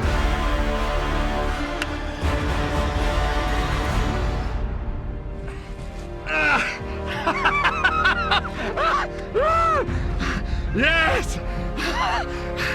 Oh my gosh! The size of this fish, man. Oh, unreal. That's a good one, boy. Look at the size of this pike. That's a monster. That's what I've been chasing. It's huge. Not only it is long, but look how wide it is. Look at the size of the head. It's pretty much the same size as mine. And it's an old fish, I'm telling you. A pike this size here in the north, the feeding season is so short, it's so cold that this pike might be 30 years old, whereas the same size animal in the south, further south, would probably be 20 years old. My God. Thank you, Stanley. I'm happy now, I'm happy. Let's put him back. There you go, buddy. That's a giant. That's what we've been looking for, my friend. We got it, we got it.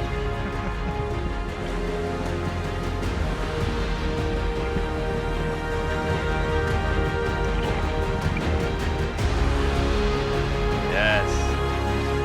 Ooh. Yes, Stanley.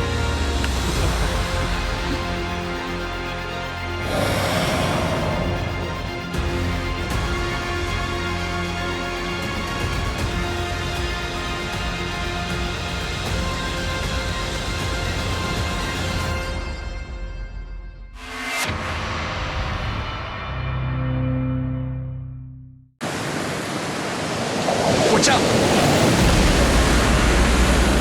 You gotta be really careful about the waves here. There's some really nasty waves coming in.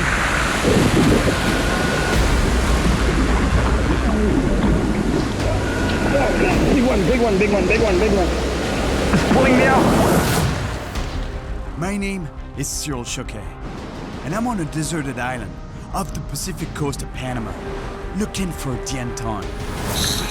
A giant-sized predator armed with serious canines. But fishing here is really tricky. And the worst part is that my crew and I are stranded here for days, without any food. I don't even know if I can catch fish. I mean, if I can't catch a fish, we're screwed. We're gonna have to survive. Scorpion. In this hostile environment. A bug just bit me really bad. Does it hurt? Yeah. I'm just scared it's poisonous. Finding fresh water and food is gonna be a real struggle. Man. Oh, here we go. This one. Yeah.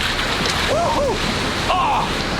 And even if I do find what we need for survival, and manage to find this monster, I'll still have to land the beast.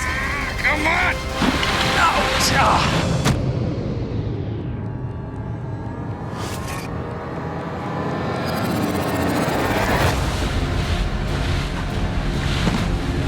I'm headed to some remote islands just outside the Gulf of Cherokee, where I heard stories of monster dienton, huge fish. But the only thing is I was really hoping to get there before dark, so I could set up my camp with some daylight. But clearly, it's not gonna happen. Look, it's pitch black already. We're headed for a deserted island, 40 nautical miles off the west coast of Panama, in Central America.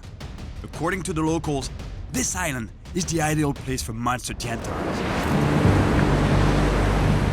These local fishermen agreed to drop me off on the island before heading to their night fishing spots. They'll come back to pick me up in 4 days, which should leave me just enough time to catch the monster I'm after. ¿Tú te puedes acercar un poquito más de la playa? No, porque las olas están muy grandes. Sí, ¿eh? Sí. We can't get any closer to the beach because there's some bad waves. It could be a really big wave. The shoreline is only about 300 feet away. Maybe I could swim there. Me puedo tirar al agua, pero Además hay tiburones. hay tiburones, ¿eh? Sí. Hay tiburón, toro, todo, tigres. ¿Serio? Hay martillos. Vosotros se bañan aquí, ¿no? Sí, aunque pudiera. Okay. Now I'm gonna have to swim with sharks at night. And when the locals tell you not to swim in these waters, don't swim in these waters. They know what they're talking about. Oh, look over there. Shark. Shark. Oh, amigo. I've swum with sharks plenty of times before. They are more active at night, but if we're not in the water too long, All right, bud. we should be fine. You know what's next, right? Looks like we're going in the water. That's right. It's risky, but it's the only way onto the island. All right, you ready for this? Ready. The captain will bring the boat as close as possible to shore. Okay. Then, we'll only have a few seconds to jump out before he heads back out to sea. All right, man. Yeah. Aquí, ok, está bien.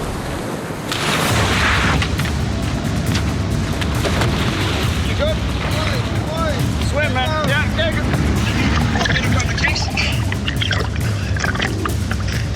Not stick around too long in this water. Is she all right? Good. Good.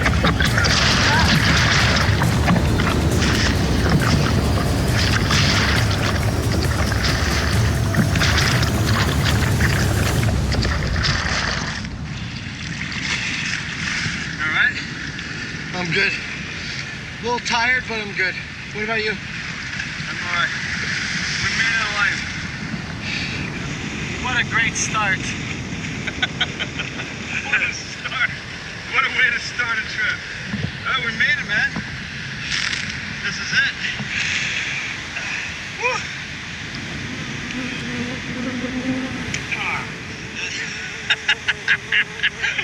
This is starting already. In hot and humid climates, mosquitoes are a major health risk. It's bad, man. It's super bad. We gotta move fast now. On top of eating you alive, they can transmit serious tropical diseases like dengue fever or malaria. Priority is gonna be to find a place where I can set up the hammock, and then I'm gonna start a fire to get some smoke going to repel the bugs as much as possible, because we're gonna get devoured. I didn't think it was gonna be this thick.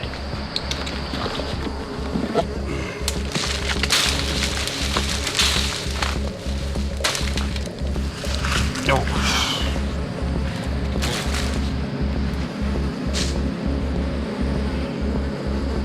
You see where you have to be careful around here?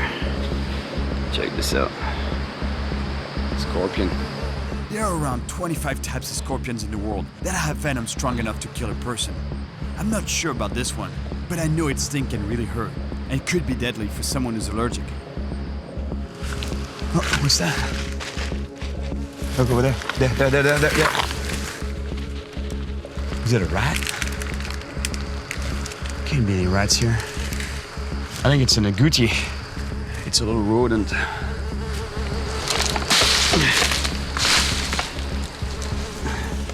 Through here is good.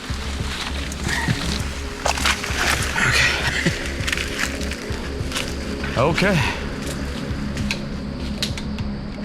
Looks like I found a couple of trees that are spaced far enough apart to hang my hammock. Perfect. The priority now is to make a fire to keep the mosquitoes and no-see-ums at bay. And for that, there's nothing like dry coconut husk because it burns slowly and makes a lot of smoke.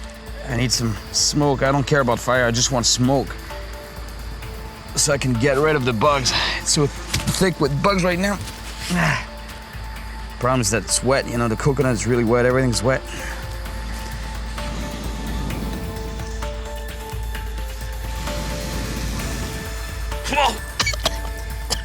Ah. Well, I wanted smoke. I got smoke. Oh, man. Now, we can finally hang our hammocks and get some rest.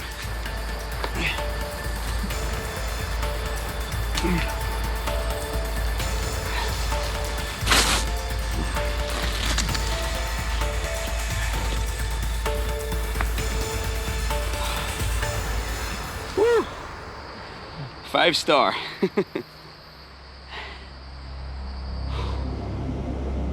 A good night's sleep, protected from mosquitoes. And tomorrow, we begin the search for a giant jantan.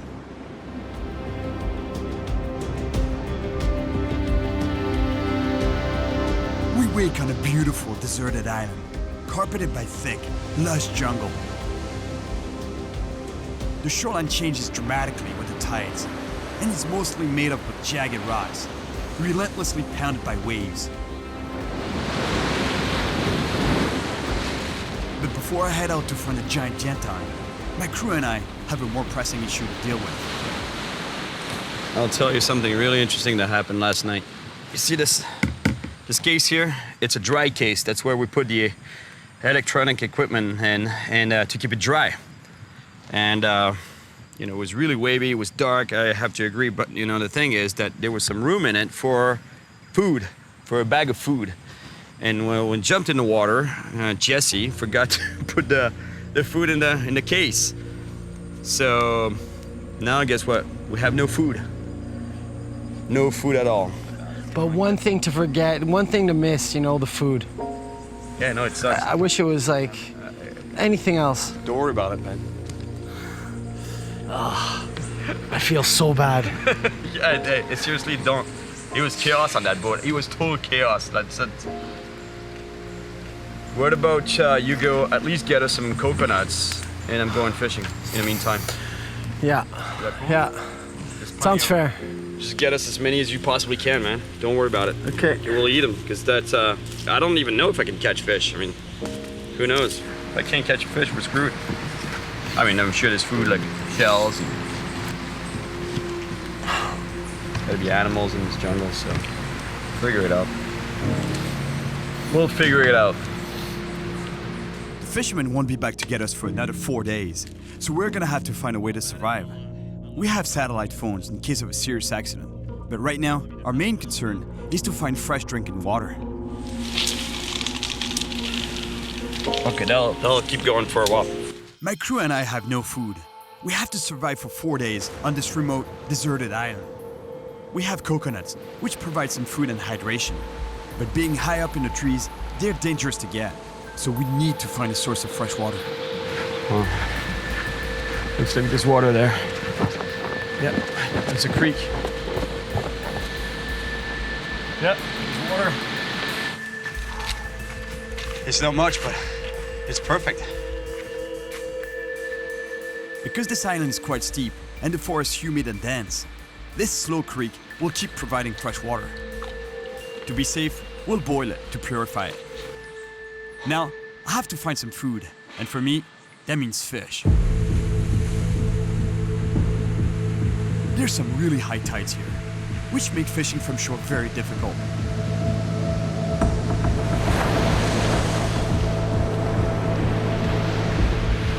I need to catch a fish to feed my crew and I, and with some luck, I might get the huge jantan I'm after, which is a delicious fish to eat. You see, jantan are reef fish. They love rocks, reef. Crevices like this is a perfect spot. You know, that's where they hunt, that's where they hide. And eventually this whole spot here will be covered with water, with the tide. But right now I want to try to fish as far as possible, you know, to the edge of the rocks where it drops into deep water. Trying to stay as safe as possible because there's a lot of waves there. And big waves.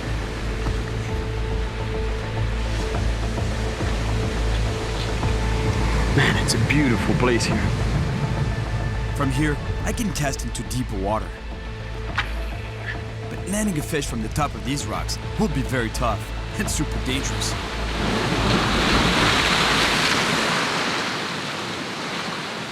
Oh, here we go. Trevallies. Look, they're chasing. Come on, fish, take it. Yeah. Ah. Oh, look, there's another one there, chasing. Take it. Yeah, here we go. Ah. It's a good sized fish. This trevally will provide the protein that my crew and I need. Ah. Come on, fish.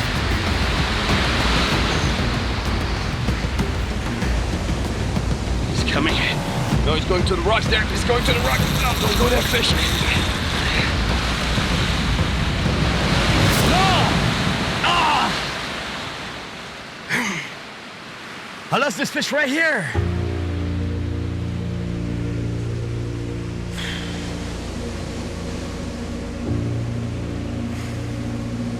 Got off.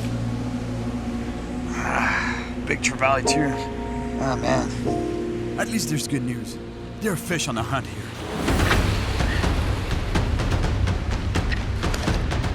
The sun is beating down on the scorching hot rocks, with no shade to hide in.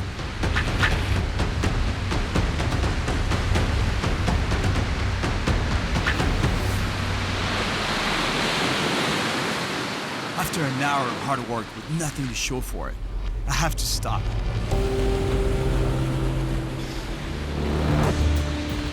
I can't exhaust myself out here in the baking sun, especially on an empty stomach. I might have to find another source of protein. But for now, let's see what Jesse got us. Where we going? Oh, coconut. There you go. Perfect. Good job. Here you go. Good job. Oh man, that's gonna be so nice. Oh,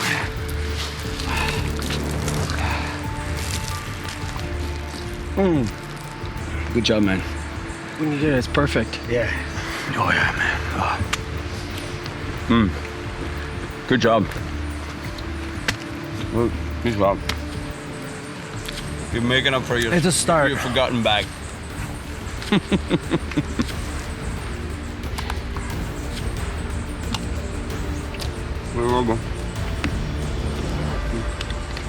But don't feel bad, man. Seriously, like it could have happened to me. I still feel bad because it happened to me, you know? No. And, I mean, we can't just be eating coconut for the whole time we're here. No, you can go a long way with coconuts, but not enough for sure. We're gonna start getting tired. Exactly. So. We really need some protein. But thankfully, coconut meat is fatty and full of sugars. Did you get any fish? No. The problem is that they're fish for sure. They're good spots. I can see them from the shore, but they're way out. You know, like there's some rocks, outer rocks, that I could. If I can get to those rocks, then I can cast into deep water. But the problem is sharks, man. Sharks and currents, bad currents. I'm really tempted though to swim out to those rocks. But if you guys want to get the footage, you're gonna have to swim with me though. So do we want to risk that? I'm not sure. We're all gonna die because of you, Jess.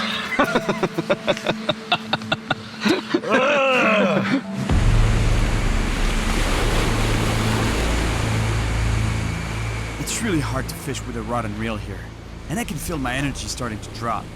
But I have an idea.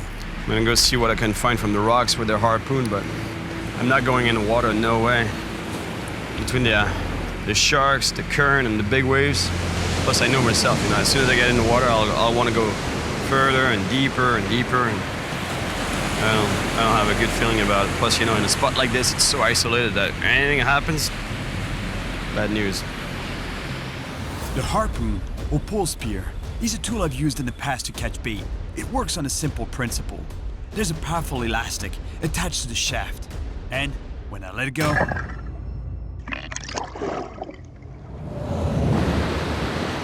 but today, I'm not after bait. I'm after a meal. The water's too rough to get in. It's a long shot, but I should be able to reach the fish from the rocks. Need a bit of sun here. That's good. It's coming out again. This is an alright spot, but that rock there would be better, you know. I'd want to go there, and potentially even those rocks there, the deeper rocks, you know. I think it's a pretty safe swim there. It's pretty shallow, so in terms of sharks, it should be fine, but you know, the problem is that when you spend a lot of energy like that, it's versus what you might get as energy from a fish or a prey in general. I don't think it's worth it. So what I'll do is I'll stick around here and wait for the fish to pass by.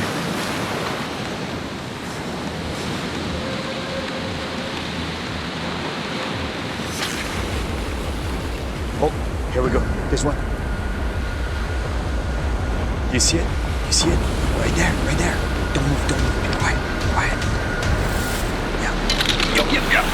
Woohoo! Oh! Ah, man! Got off! Man!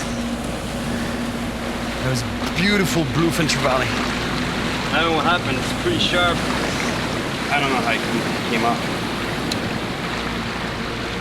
Oh.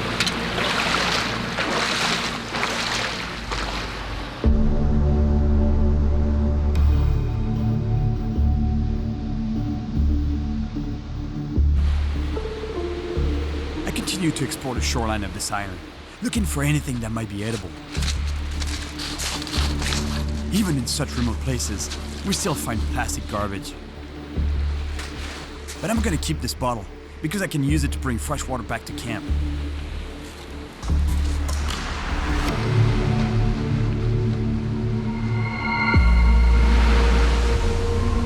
I can tell you that just a few hours ago, I wouldn't have risked getting pounded here by big waves. But hunger is a real motivator, and if I can catch enough of these crabs, we could make a meal out of them. You gotta be really careful about the waves here. There's some really nasty waves coming in every now and then.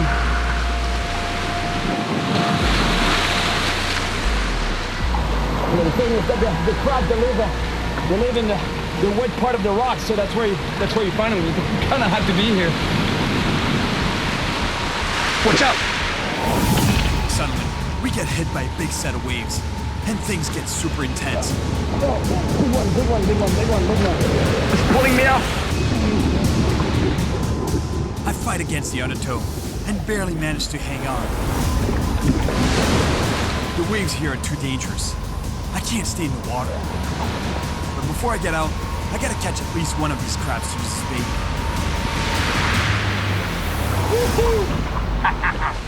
It would take dozens of crabs like this one to satisfy our hunger.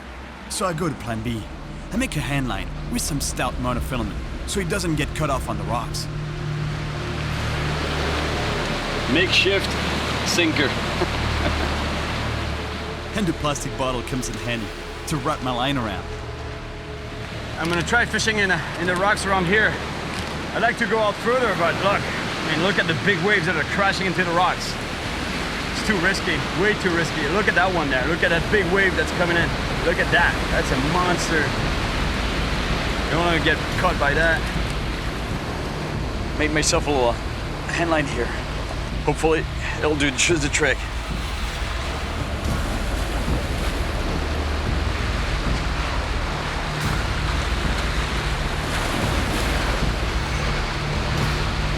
Oh, bite. Good.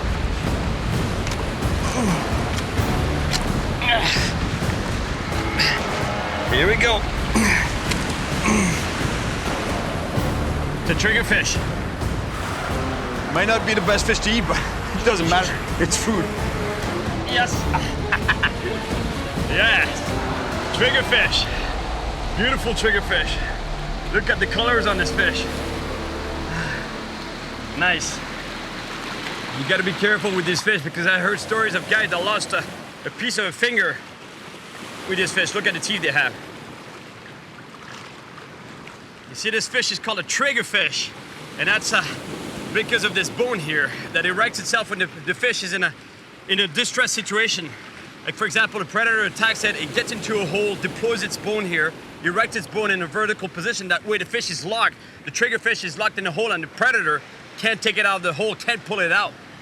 But the thing is, what's interesting is that this mechanism here makes it that this bone is totally locked in position. You can't move it. You see, I can't just get it down. And if you want to get it down, you see that little guy here, you just press on it, and boom, it goes down, boom. But if I try to do it with this main bone here, it doesn't go anywhere. Boom. Really interesting. Finally, we'll be able to eat. The guys are gonna be so relieved. As far as I know, reef fish in this part of Panama don't contain ciguat toxins, but you can never be sure. So I carry out a little test to make sure it's safe to eat. I've been waiting for about an hour now, and I don't see a single ant on this fish. And there's tons of ants all over the place here on the ground. I see them everywhere, but they're not touching this fish. And that makes me a little paranoid now, because in the Caribbean, I spend a lot of time there fishing, and the locals, what they do, when they catch a reef fish, they put it on the ground. Not everybody, but some people that I know. They put the fish on the ground, and if the ants come on the fish, it's good to eat. If the ants don't come on the fish, then stay away from it. You might have ciguatera poisoning. And right now, I don't see a single ant on this fish. Reef fish can bioaccumulate ciguat toxin, a neurotoxin that can be deadly if ingested in sufficient amounts. I just don't know, like it's not a really good fish to eat in the first place, but at this point I would eat it, but I'm paranoid now. So I just don't know. We can't risk eating this fish. I think it's too small to contain enough toxins to kill us, but it might make us sick. That means going to bed with an empty stomach.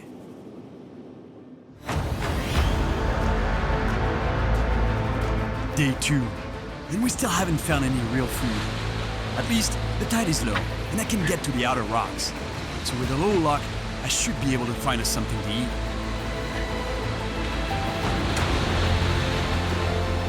I came here to catch a giant jantar. It'd be better and easier with a little bit of food in my belly right now. But at this point, any fish will do. Finding enough food to survive is the priority.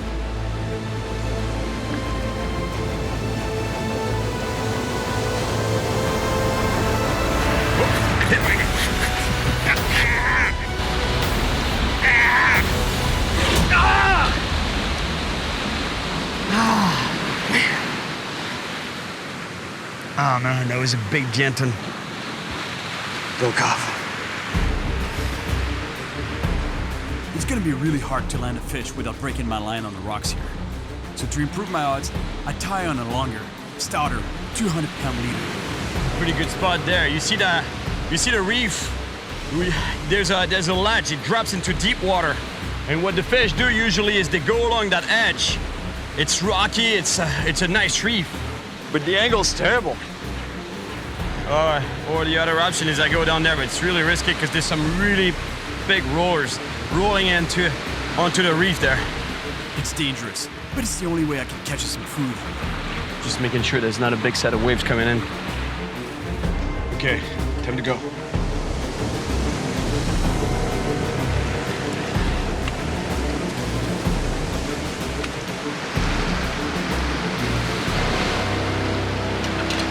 Really playing with fire fishing from here, but it's a good spot. It's the best I've found so far. The angle here is much better for making the lure pop. And hopefully, trigger an attack. Yep. Here we go.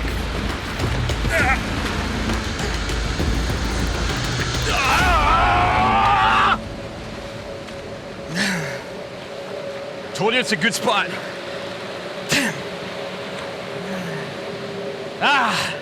The problem is that it break me right off on the ledge. You know, like there's too many rocks there. All this casting has made me exhausted and even more hungry. I really have to find another solution. While heading back to shore, I saw something that could help our hunger.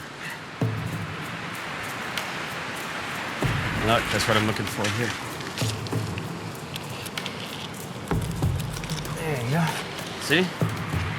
Beautiful. I hope these limpets are edible, because if they are, we might have a solution to our problem. Remove the black stuff, the organs here.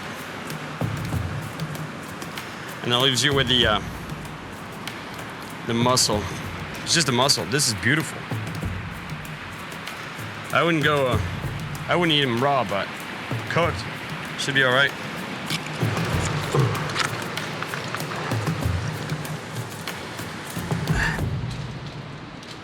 On my way back to camp, I take a shortcut through a section of forest that I haven't explored yet. Oh, my God, look at this. See, I'm on an island in the middle, a remote island in the middle of the Pacific Ocean. And look, that pisses me off when I see this. Because I see it everywhere. This is what happens to our world. This is what we're doing to our world. This is the plastic that gets washed onto the beaches everywhere, every single island, every single place in the world, even the most remote places like here. Pisses me off. Look, it's a dumpster. And those bottles, they float. That's why they get washed to the shore.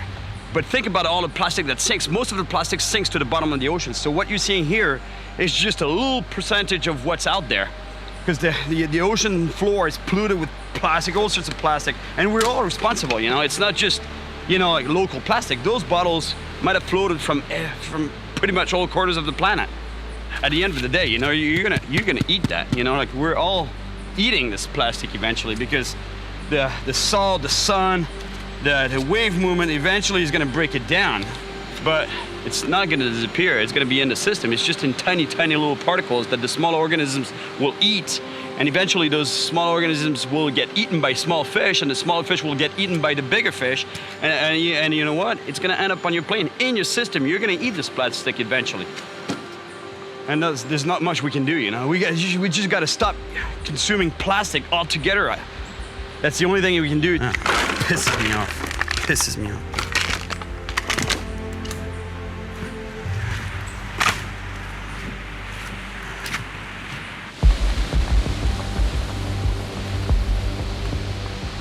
To get back to camp, I follow the shoreline, but the tide is so high, there's barely any beach left. And I'm still thinking about all the plastic garbage I saw.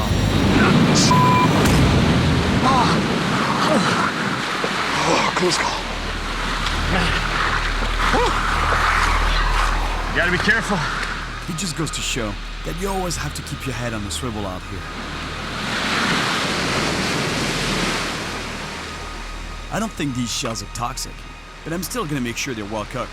And before my crew eats them, I'm gonna test them myself. It might stick to the pen a little bit. I don't even have oil. Oh my God. They might not look super tasty, but if they don't make me sick, at least we'll know we can survive on them for a few days.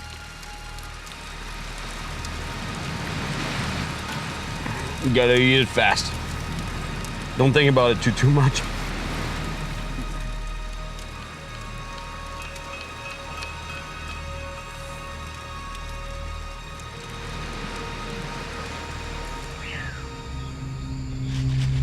I hear something. There's something out there.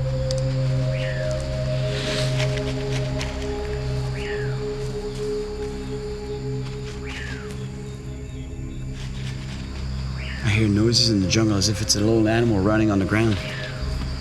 Might be an agouti. Agoutis are rodents that can weigh up to 7 pounds. Because it can't be, it's not a big animal. I hear little steps. I'm sure it's an agouti, and from what I hear, it's edible. Guys, I think I have an idea. Day 3. I'm really not feeling the shells. They give me stomach cramps during the night. So we won't risk them. It could be deadly if we get sick out here.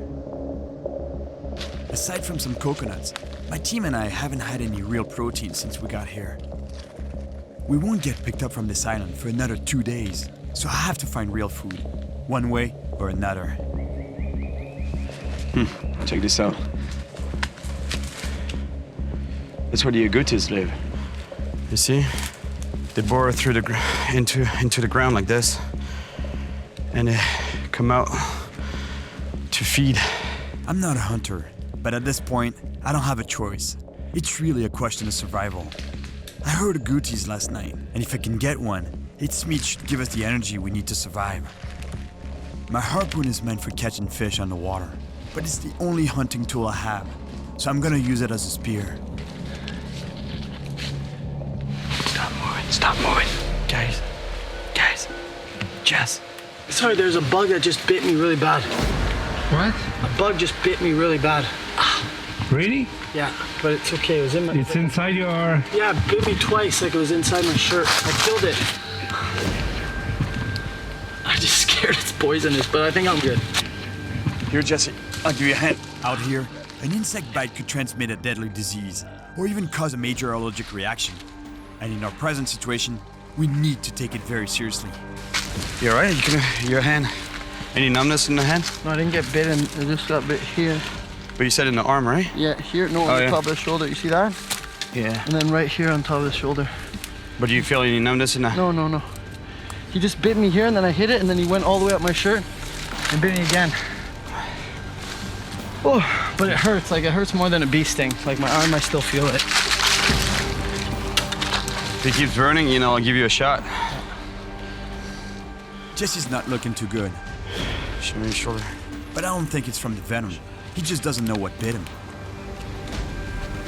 Can you see it? Yeah. Really? It's a spider. Is it? Does it hurt? Yeah. Yeah, it hurts and it throbs. Just to be safe, we're gonna wait it out for a few minutes to give Jesse a chance to recover.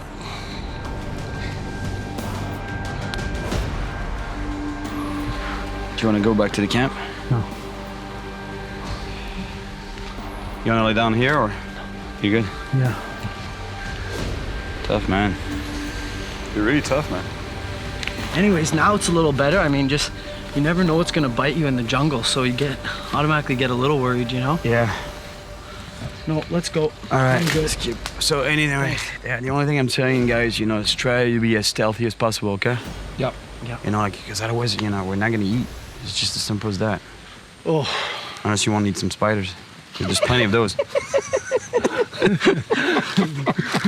I kind of want revenge. We can make a spider salad. Cook the whole family. Yeah. All right. Okay, I got you. No sound. All right.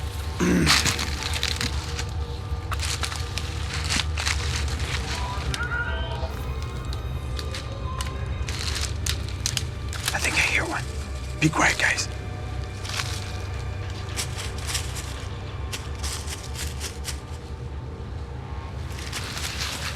Okay, I just saw it. Over there, just behind that tree. Make sure you don't step on the leaves. Just step on the roots as much as possible.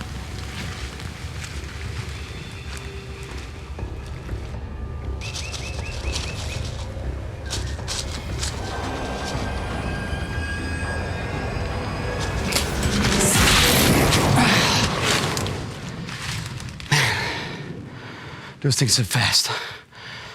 Missed him. Just as I was about to strike, I stepped on a twig, and the agouti heard it. Damn it. Damn it. I was close. I was pretty close to it. I can't just keep chasing them. You hear me? I make too much noise. Plus, look on the ground, you know, like you see those leaves? They make so much noise. As soon as I step on one of those leaves, they boom. They take off right away. They spook and they're gone. The only way for me to get one is to hide, find a spot where I can hide and wait for them to come to me.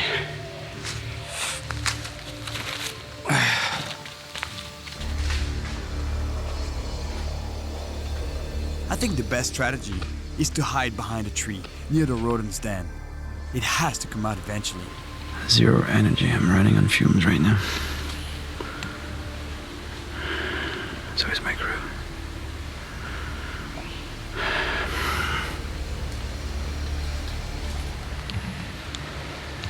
That's when you realize that hunger just kills you. Oh, and I'm so hot right now too.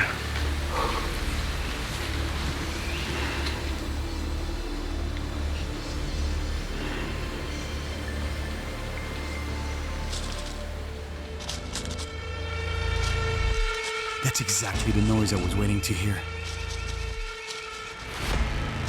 The agouti came out. It looks like it's digging something out of the ground. I really can't afford to miss. We need to eat. Yeah, got it, guys, got it. Oh.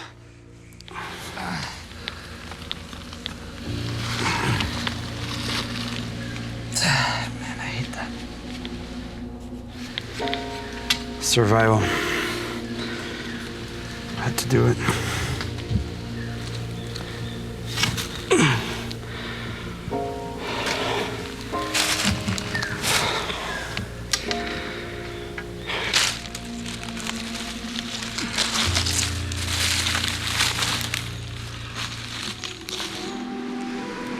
A lot of effort for a meal, but there's lots of protein in there. I can tell you that. Actually, thank you, nature. Thank you, agouti. Oh, man, I'm so hungry. I just want to bite right into it. pretty good. Looks delicious, actually. While it finishes cooking, I make a plate out of a palm leaf.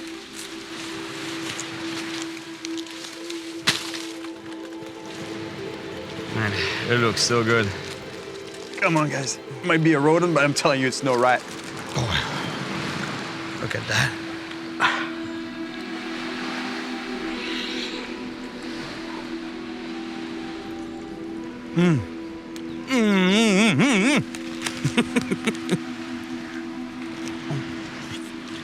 Guys, Jess. Thank you. No, I see you salivating there. Drooling. No, seriously.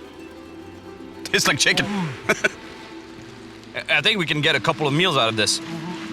We're gonna keep some, so we can last a couple of days. Oh, Chris, you have no idea what you're missing. Thanks.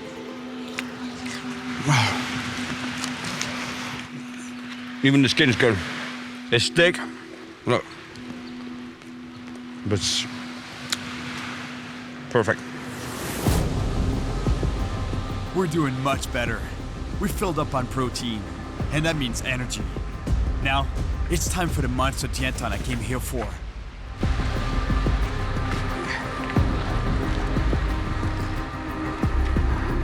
Oh, look at this spot here. Look at that.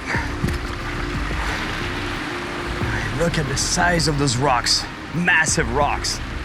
And look, they're all over the place there. I can see them just underneath the surface there. You see one there? And this one poking out. That means it's dotted with rocks underneath the surface there. And look at those crevices. Plenty of crevices that a monster could come out of.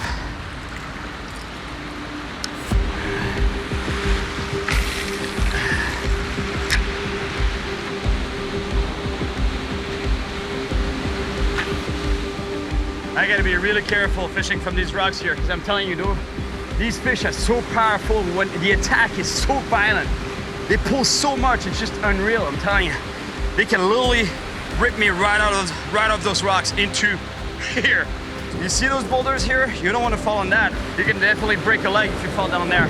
Plus, if you break a leg, then boom, you get nailed by this. A series of waves. Not fun. Not fun at all.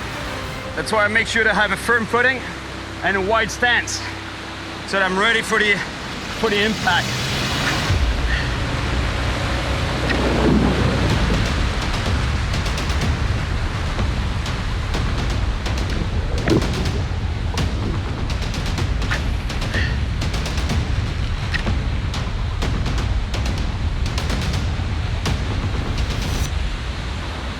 Big fish, big fish.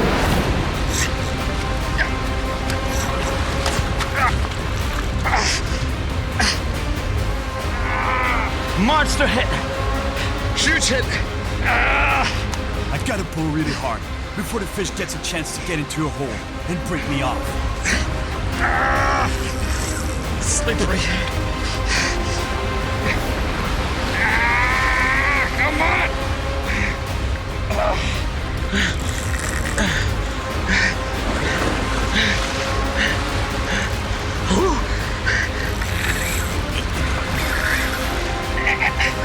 I'm gaining.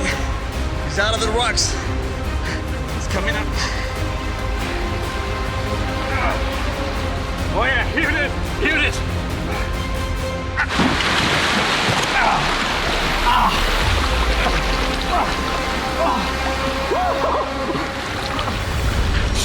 Check this out. Look at the size of this tientan. Yes.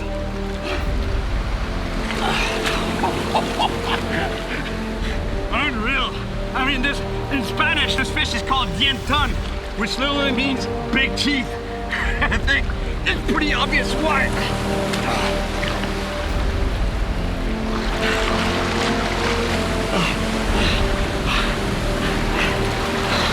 Good fish, you're going right.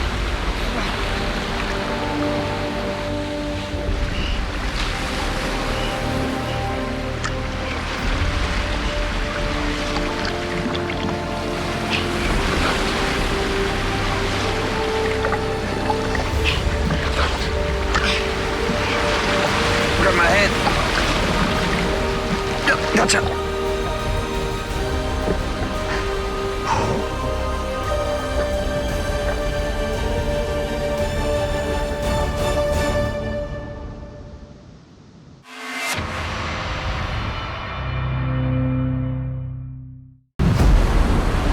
Gotta get this fish in before the sharks come. That's it. It's a big black uruati. The sharks! The sharks! The sharks are on it. Oh no! Oh no! You're ripping it apart. Watch out, guys. Watch out. Get out of the water. Get back, guys, get back!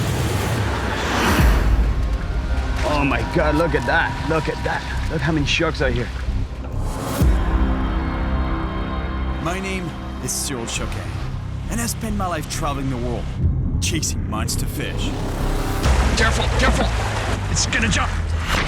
This time, I'm in French Polynesia. Wow. On a mission to help scientists study the health of reef predators. The original plan was to catch a huge, legendary Karati, known to the locals as the black uruati. But I wasn't ready for what was waiting for me below the surface.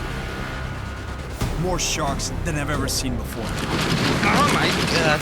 Why are there so many? I don't know, I'm gonna be able to catch a fish around here. It's so many sharks. Careful, Cyril. Why are they so aggressive? Let it go! And why can't I find the reef predator I'm after? The extreme danger zone.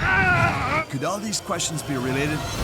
That's exactly what marine biologist and shark expert Jody Rummer wants to find out. Everything is interconnected. Beautiful. I love sharks. But how am I going to complete this research mission? Jody wants me to find and study the other predators here. If I can. Oh, look at the shark behind it. Oh no, poor fish, poor fish. Finding a massive uruati here would be a good sign that the reef is healthy. But at every turn, it's the sharks that are waiting. I've never seen so many sharks in my life.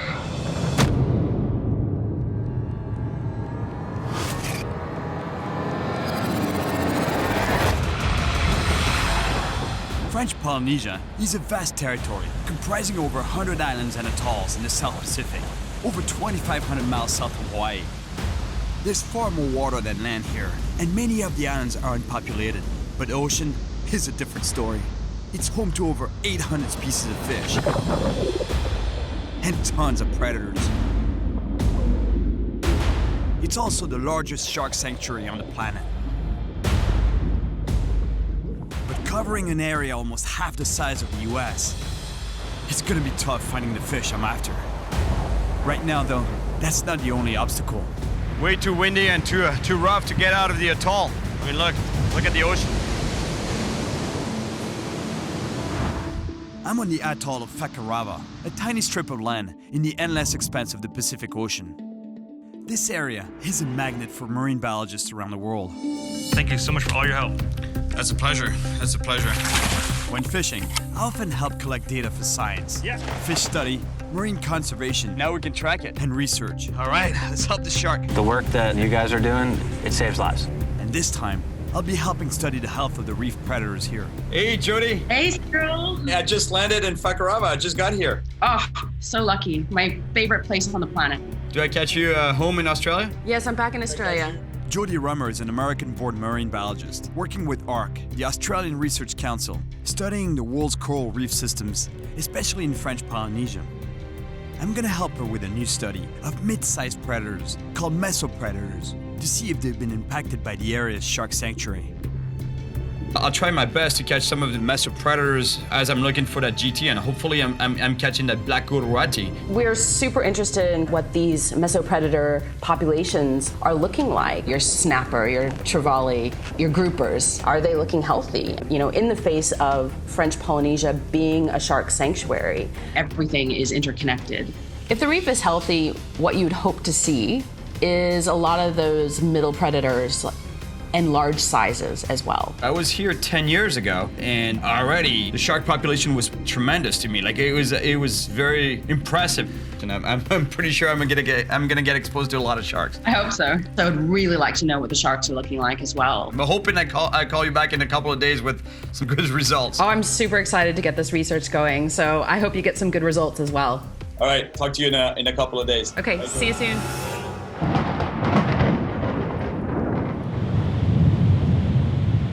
next day, the wind is still too strong to head out in the boat.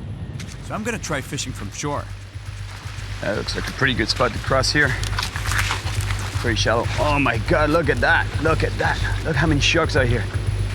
Look. Check this out. This is unreal. It's nice to see this many sharks. Jody wants me to catch any mid-sized predatory fish that isn't a shark. And the black Karati is the one I really want. Since they love reefs, I should be able to catch one from shore. But reefs and lagoons are also shark territory. I don't want to catch or bother sharks, but to get where I'm going, I have to cross this lagoon. Check this out. Check this out. They're super curious. Those are black-tip reef sharks. Out of all sharks, they are one of the least aggressive species, but you know, they're really curious. They come and check you out right away.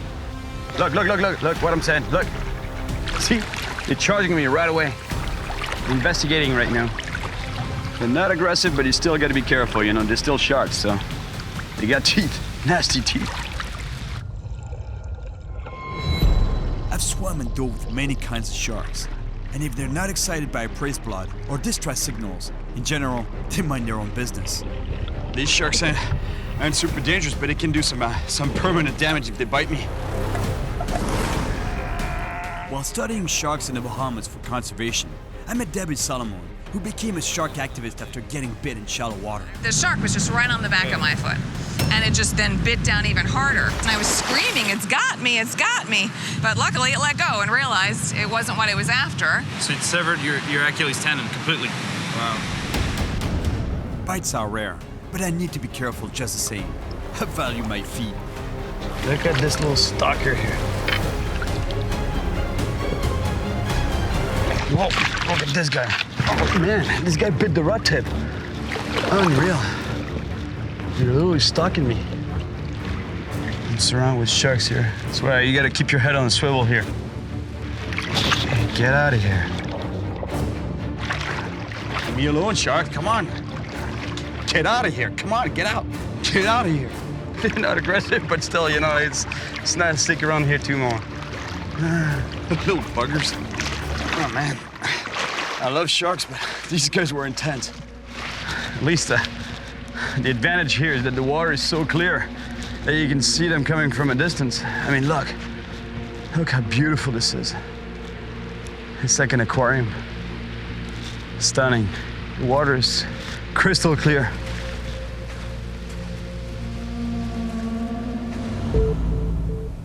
The reason why there are so many sharks in these waters is that in 2012, the world's biggest shark sanctuary was created around the islands of French Polynesia, exactly where I am now.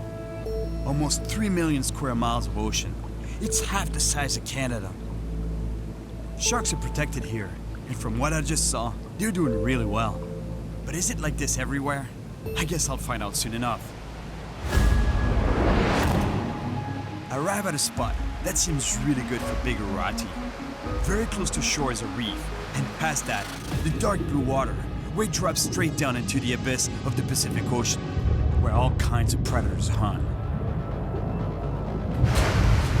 Here, the only place to cast from is right where the waves break on the rocks. You see, the challenge here is that in order to put the lure where the big fish are, I need to cast really far from the shore. Because you see the green water here near shore, it's not deep enough water for the big fish to be there. They're gonna be swimming right where the green water meets the deep blue water over there. It's a wall, it drops straight down into really deep water, all the way to 300 feet. And the big fish, they patrol along that ledge looking for food.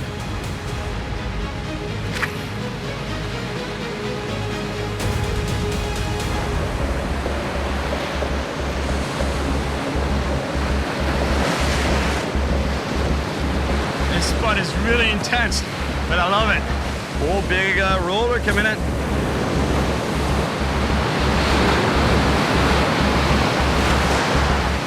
You see what I do? When there's a big roller coming in like this, I use the lure as an anchor. I put the lure in the rocks and I use the rod and the line and the lure to actually stop me from getting swept out with a wave. I just cast right next to a shark. Don't take the lure, shark. Don't take it. Okay, good. Hey, you're gonna see it in the wave. Boom. Whoa, man, there are sharks everywhere here. everywhere. On the outer rim of the atoll, the waters are teeming with grey reef sharks. But they're not the only ones around. The black tips from the lagoon seem to have followed me here. Check this out. You see the black tip reef shark there? Right now I'm kind of trapped in between the black tip reef sharks here and over there on the reef, the gray reef sharks. It's so many sharks, it's unreal. Unreal. Oh man, there's another one there. See that? Look. Incredible.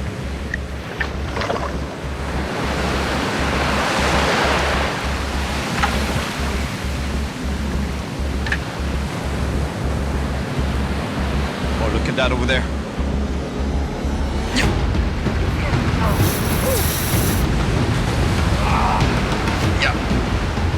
Oh no, he went around a rock or something. The fish must have dived into a hole, and now my line is stuck.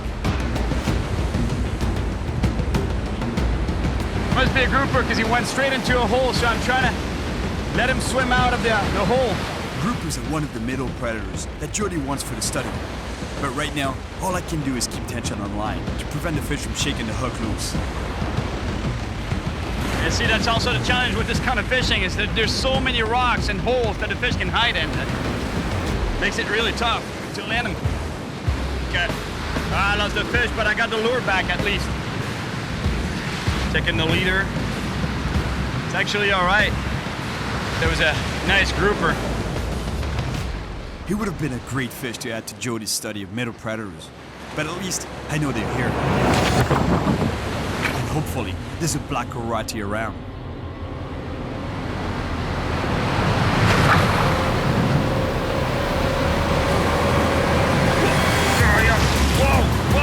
Whoa, right here. Oh. They look like a Karati. Oh man, strong fish.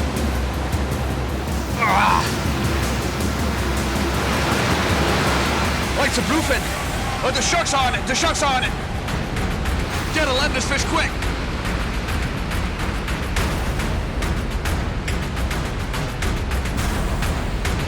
And I just saved this fish from the sharks. There was a big shark chasing it. It's exactly the kind of fish that Jody's looking for. The beautiful bluefin.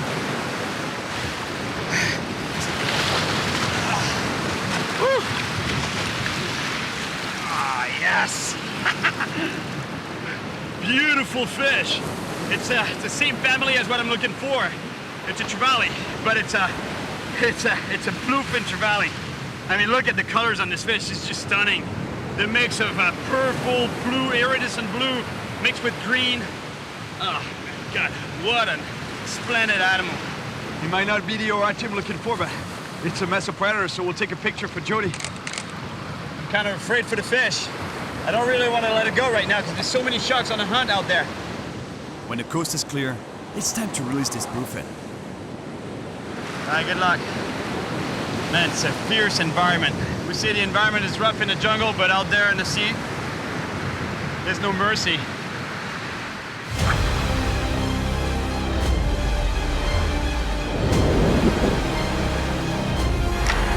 Two bites in 10 minutes. That's a good sign that this reef is healthy enough to support lots of mesopredators.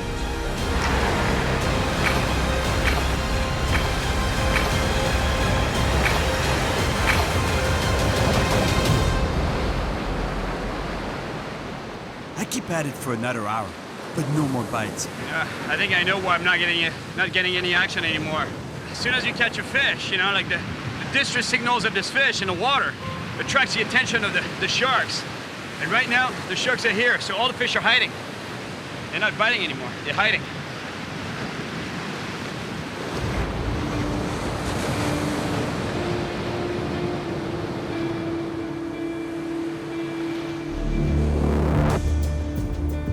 It's a true paradise here. The lagoon inside the atoll is beautiful, and the waters are crystal clear. I fished until late yesterday, so I camped out by the side of the lagoon, right next to my blacktip friends. They're just very inquisitive. They come close, they come and check you out. Maybe I probably smell like fish. That's why they're coming so close. I'm working with marine biologist Jody Rummer to study the health of the mesopredators in French Polynesia. And personally, I'm hoping to catch one of the biggest and most elusive, the black Karati. I need to find a new spot away from the sharks, and a boat would definitely help. 2 days ago, I met a local underwater spear fisherman, George. He has a boat, and apparently he knows some good spots to find the Karati I'm after. But he has one condition. Par contre, c'est important que tu protèges mes ariens. Contre les requins. Exactement. He wants to spearfish in waters full of sharks, which is dangerous. So he needs me to keep them away and watch his back while he spears. Donc c'est moi qui sers d'appât, quoi.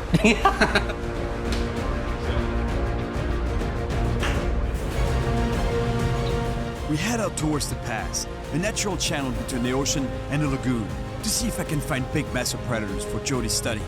If I can, that's a sign that the reefs are healthy enough to support them. But as part of the deal, before I try my luck with the Karati, I have to help George catch some fish to provide for his family. Bon, on va se baigner? On va à la pêche sous-marine. Exact. Spearfishing is a very selective way of harvesting fish.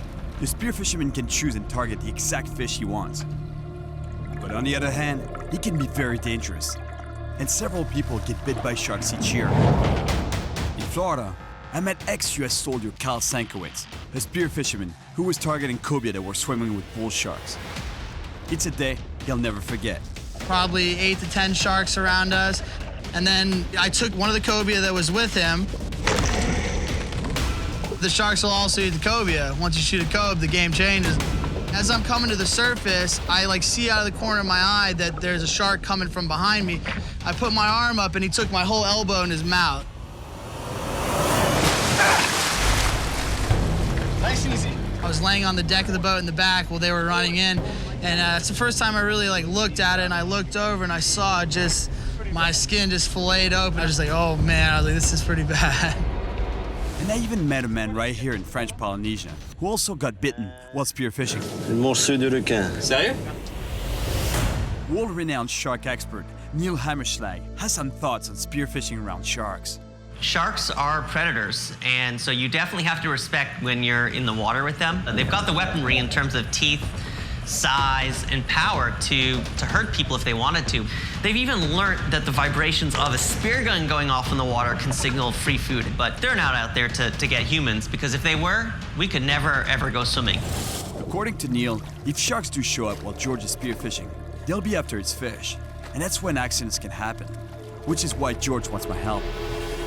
Je te couvre, je regarde en arrière de toi, ok? Ah, c'est mes arrières, d'accord? Ouais, je regarde derrière toi, pas de problème. It's on. George dives down to the bottom.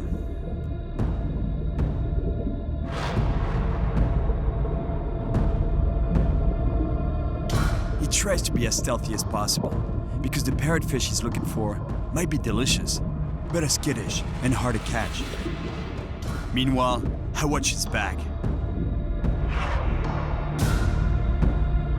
Yeah, because the thing is, well, he's so focused on his hunt that he can't see what's behind him. So I gotta watch for the sharks.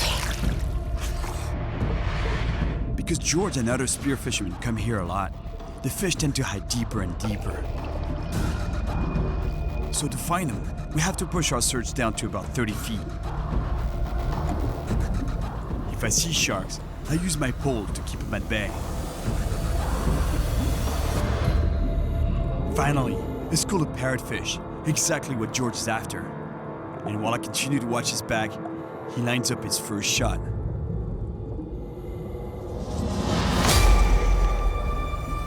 He got it. It's a good start. But now, because of the distress signals and blood in the water, it's only a matter of time before the sharks show up. I haven't seen a single shark so far. Still watching his back, but it's pretty quiet around here. And beautiful.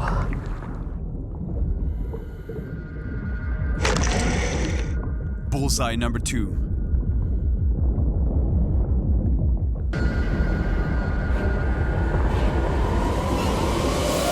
The sharks are here. They've smelled blood. Things could get a little dangerous. Distress signals of the fish or the smell of blood, but they're here. They're definitely interested now. While I keep the sharks away by facing them down, George tries to get one last fish. Another successful shot. It's good news for George, but the sharks will get even more aggressive. Time to get out. Fais gaffe, c'est dit. Là. Là, c'est chaud, hein? Ouais. Ils sont vraiment excités. Ouais. It's getting really hectic down there. They're coming so close, I have to even push them away. Cyril, viens. On rentre ton bateau là, parce que là, ça devient trop dangereux là. The sharks are closing in. It's time for us and my crew to get out. Careful, Cyril.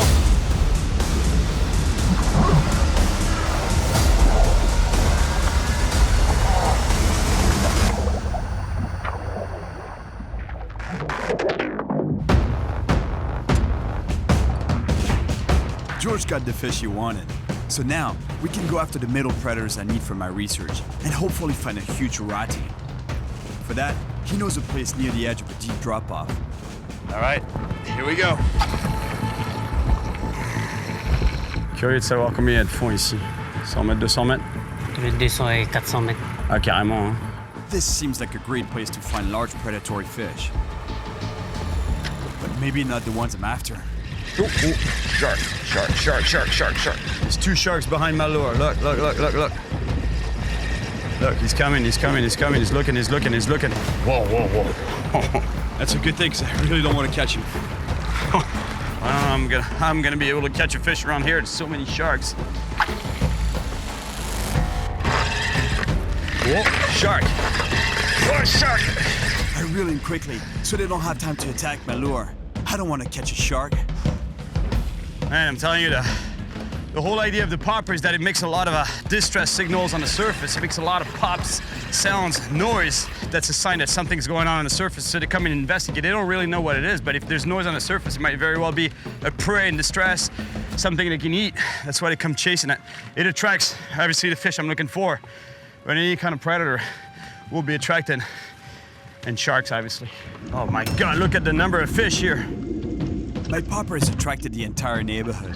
That's a lot of boar snappers. There are many kinds of snappers around the world. All are predators, and I've caught some huge ones before. The African Kubera snapper. With all these predators around, it looks like right here, the food chain and the environment are pretty healthy. So hopefully, that means there should be Karatis around. Someone. Yep. It's a smaller Karati, but it gets devoured by a shark right away. Oh, the shark's on now. Yes, got off the hook. Trying to bring the popper as fast as possible.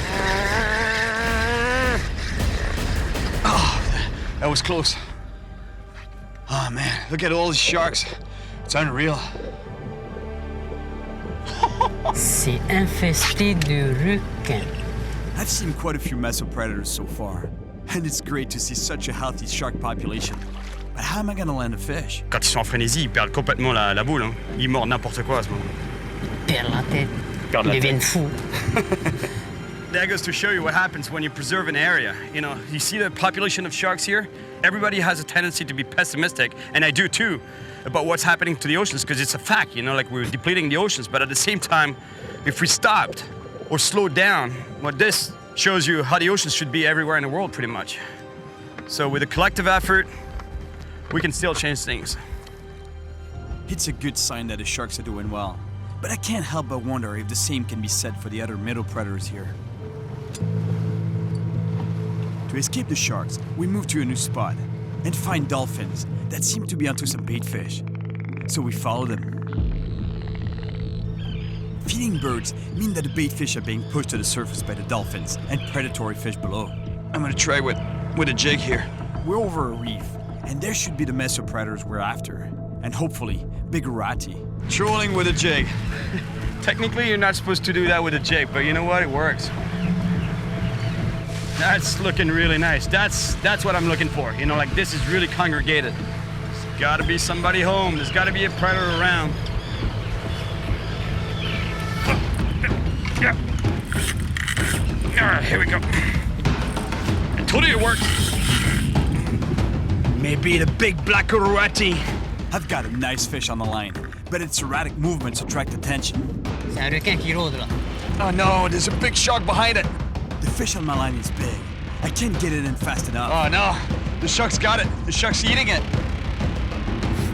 Un autre requin encore? Non. I'm not sure what kind of fish I had on, but this shark ate it. That might have been a big Karati. But now, I've got the shark on my line. It's impossible to catch a fish without it getting devoured by sharks here. It's a big shark, close to 200 pounds. Oh, it's not a reef shark. It's a silky. I need to get it to the boat to release it. Silky sharks can grow to 11 feet long and were once one of the most abundant sharks in the world. C'est fou ce qu'ils sont puissants quand même, hein? Ah ouais. The tragic bycatch of commercial fishing. In some places, they've been reduced to 20% of their former numbers. So it's a good sign for the health of this ecosystem that I've found one here. It's a nice shark. It's gotta be about 200 pounds, I'd say. C'est quand même grave, quoi. All right. I'm holding the 200-pound leader in my hand so that I can bring the shark in to release it, which is the dangerous part, getting close to its razor-sharp teeth. I really want to get the shark to the boat to be able to remove the hook. Okay, just don't bite me, buddy. We're gonna get you swimming soon. Oh, yes, good. Got off.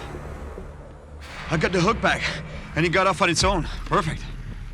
Comment on fait pour prendre un poisson ici sans qu'il se fasse croquer par un requin? The first thing we need to do is find a spot with fewer sharks. The only problem is that the Karatis and mesopredators I'm after share the same reef habitat as many shark species. All right, sharks, leave me alone now. Let me catch a fish. I've already lost 2 fish to shark's jaws today. I need to turn things around for Jody's research. Yep, here we go. Woohoo, big rainbow runner. It's a mesopredator, what Jody's looking for. And now, the clock is ticking. I gotta bring this fish in really fast because otherwise he's gonna get destroyed by the sharks. I bring the fish quickly to the boat, but he might be too late. Oh, look at the shark right behind it. Fais attention, il y a des requins, hein? Il y a des requins, hein? I know, he's trying to eat him. The shark is making the fish thrash, which makes it hard for me to get it on the boat.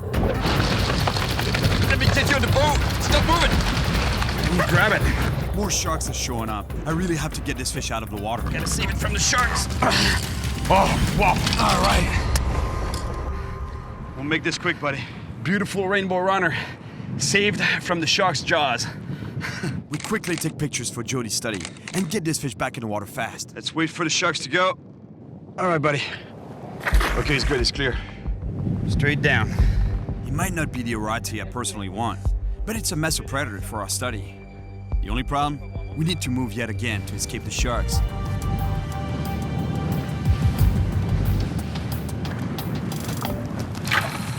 It's getting late, and I'm running out of time to catch a bigger Karati.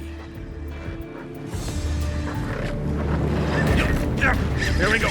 Big snapper. It's not a Karati, but it's another important mesopredator for Jody, so I bring it in as quickly as possible. I'm going to try save it from the sharks. Saved it from the sharks. Oh, the sharks are here. Oh no, he's got him. Let it go, let it go. Oh my God. God. Oh my God. Poor fish. Let him go. The sharks are all over him. They're eating him alive.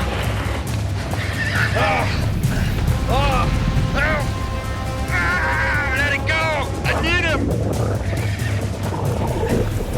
They're devouring him. Oh my God. Oh my God. Attention, ne tombe pas à l'eau. Attention à tes mains.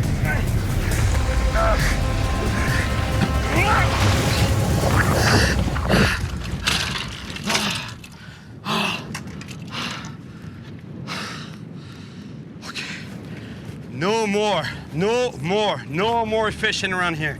No more.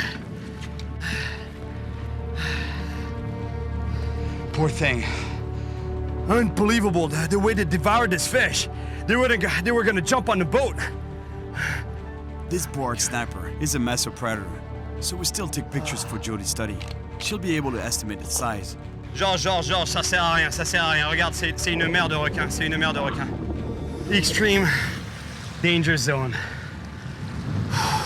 There's no point in keep fishing around here. I don't know how I'm gonna find a Karati or catch enough mesopredators for Jody's research. The sharks own this place. Jody? Hey, Cyril. You've got a big smile on your face. Yeah, I got a big smile on my face, but you know, I guess it's good, but there's good and bad. Or maybe there's just all good. I've never seen that many sharks in my life. Almost impossible to catch fish. As soon as I get a fish on the line, boom, the sharks, they devour it, or all the other fish hide. So basically, I haven't caught much. I've caught a bluefin trevally and a rainbow runner. And I had a beautiful bird snapper on the line, but it got devoured and turned into a massive feeding frenzy. Let it go! So what does that tell you? I think that's super positive for the ecosystem that you're seeing so many sharks, and it seems like the balance of the ecosystem is in really good shape. They've got a lot of food, and if it seems like you've got a lot of active populations of sharks. But I think we might need to get you underwater. Yeah, I love to dive, you know, like I'm a diver. I'm telling you, you don't want to be caught underwater when the feeding frenzy that I saw on the surface today is happening. I'm telling you, like it's just unreal. There's a lot of sharks. So yeah, if I get back to the surface alive from this dive, I'll give you another call in a couple of days. Jody wants me to do a transect UVC, or underwater visual consensus. That means diving down to log the fish we found on the reef by capturing them on camera. I've been in the water with sharks many times before while helping scientists do research, including reef sharks, great hammerheads, look at the size of that thing, and a massive tiger shark that I helped catch and study with the founder of the Shark Lab, Dr. Samuel Gruber. Damn big shark, 3.7 meters. I've never gotten close to a shark this big my entire life. And which I had to help release and swim away. A truly amazing moment. This time, I won't be around just one or two sharks. I'll be around dozens. Reef sharks don't usually attack people, but I still need to be careful, especially if there's a feeding frenzy and blood in the water. A friend of mine, Mike Beach, knows that better than anyone. When he bit my calf, I reached down and I put my hands around his jaw and I impaled my fingers on the shark's jaw. Before Mike became a professor at the University of Miami, he used to feed sharks for a shark tour. And we could see we have all the passengers sitting in a circle, and I would feed the sharks. But on this occasion, there was one shark who was just a little rogue, if you like, and I was aware of it, but not enough to actually stop what we were doing. Oh, is that the attack? That's it. No, I lost almost a half of my entire blood count. Despite the bite, Mike has never blamed the shark. I was the alien who descended into the world of the shark and began to feed him, and I got bitten this time. Today, I'm gonna be the alien in the shark's world, but at least I won't be feeding them. When there's blood in the water, things can take a turn for the worse. Here we go.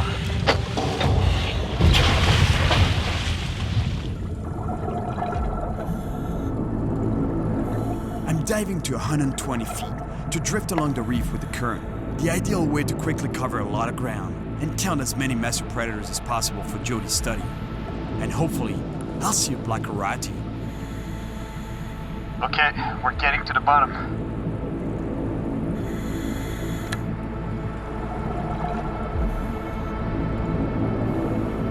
I already have company. Look how many fish there are. It's a good sign. The biomass on this reef is looking healthy. But aside from a few sharks, I only see smaller animals. Our cameraman films them for the Transect UVC, while I search for bigger predators. I don't see any Karati yet. There are sharks around, but not as many as I expected. And so far, they look pretty small. Hey, little white tip. And then, we spot our first larger mesopredators. 2 giant wrasses. Amazing. There are all sorts of fish here.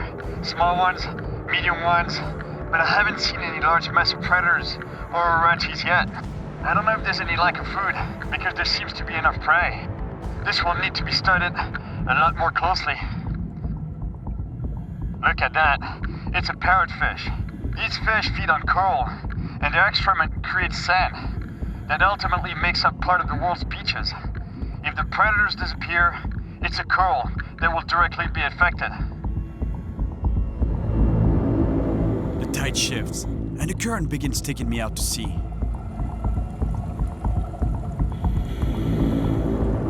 I'm used to currents while diving, but this current's already moving pretty fast. About 8 feet a second. At this depth and speed, I need to be careful not to run into anything. Are you okay, man? And my cameraman too. Yeah, I'm good. An accident down here could be deadly. I haven't seen a single Karati. The current is taking me deeper, and I see something up ahead. Oh, man.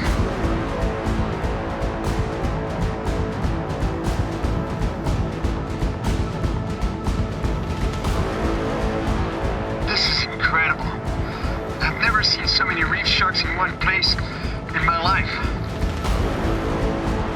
It's a massive gathering of reef sharks, suspended in the current, waiting for their next meal.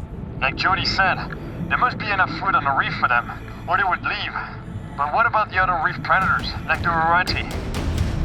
Is it possible there's a shark overpopulation here, and that they're pushing out the other predators? I thought the bigger Karatis got eaten. They must have left. This definitely needs to be studied further. Cyril, this is topside. You read me? Read you topside. Loud and clear. Yeah, we're currently filming a feeding frenzy at the surface, and they're being super aggressive. Be careful when you surface. Okay, roger that, topside. All those sharks that were calm just 5 minutes ago are now on the hunt and super aggressive. We're gonna shelter in this cave to keep out of the open water and wait for this to blow over. This isn't the ideal hiding spot, but at least we're kind of sheltered. They wouldn't normally attack us, but with a feeding frenzy like that above us, they can become unpredictable. But we can't wait too long, or else we risk running out of air. Seems okay now. The sharks have calmed down. I slowly come out.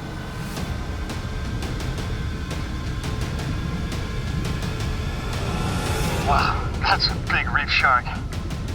All right, it's calm. We can safely surface now. But just to be extra safe, I put a little distance between me and the sharks before I surface. Cyril to topside. Cyril to topside. We're surfacing. About 200 feet off target. Okay, copy that. On our way. That was an amazing dive, and we collected a lot of data for Jody's study. But I didn't see many large massive predators, and no monster black Karatis.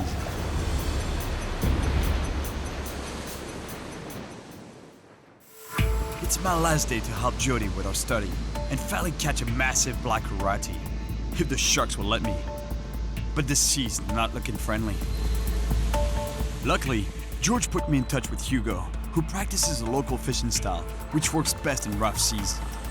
He's offered to take me with him, and drop me off at a spot he says is good for Karati.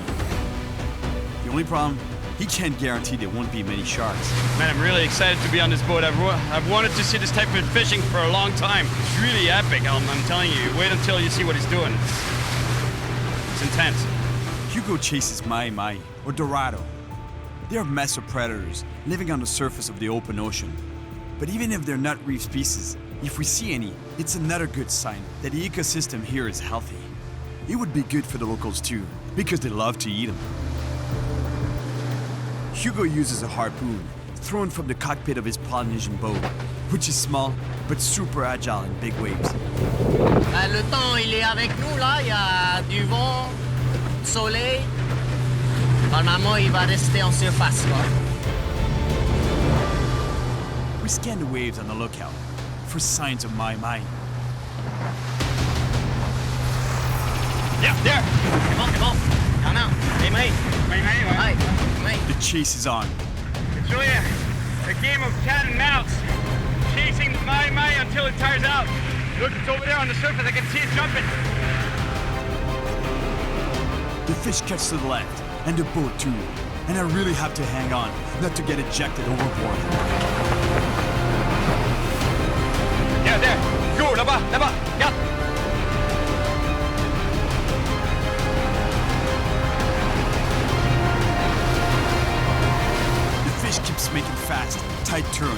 trying to lose us, and Hugo pushes his boat to the limit just to keep up. And slowly but surely, he closes the gap.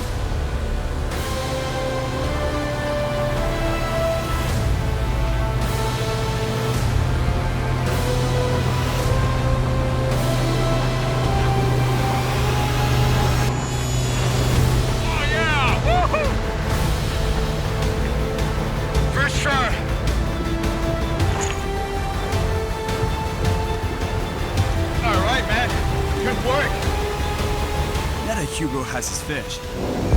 It's time for me to finally find the black Karati I came to Polynesia for, if the sharks will let me. Because of the wind and waves, his fishing spot is only accessible from shore. Ouais, c'est parfait ici. Tu m'amènes à la plage, quoi. C'est ça? Voilà, à la plage. But according to Hugo, there are huge Karatis there. Ciao, Ben. Ciao. Merci beaucoup. Merci de m'avoir déposé au paradis. It's beautiful here on the lagoon side, but the monster fish I'm after are on the ocean side, which gets hit by a lot more wind and huge waves. According to Jody, if I find a bigger Karati, he'll say a lot about the environment here. If the reef is healthy, what you'd hope to see is a lot of those middle predators and large sizes as well. It looks like a really good spot for large predators. The ocean currents mix with those of the lagoon and create ideal hunting grounds for Karatis.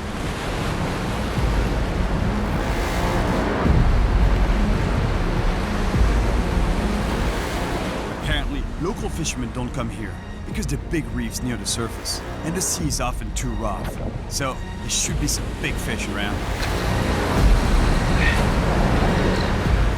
I leave tomorrow and only have a short time to fish here before Hugo has to take me back. So this is my last shot at an Karati.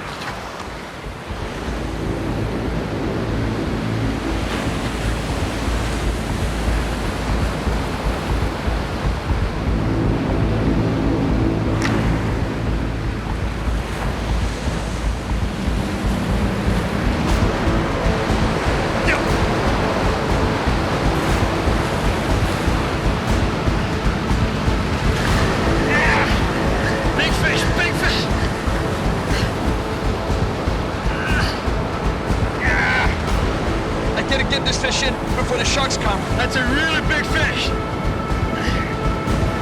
Well, look, that's a black Karati. That's the fish I've been chasing this whole time. The sharks! The sharks! The sharks are on it.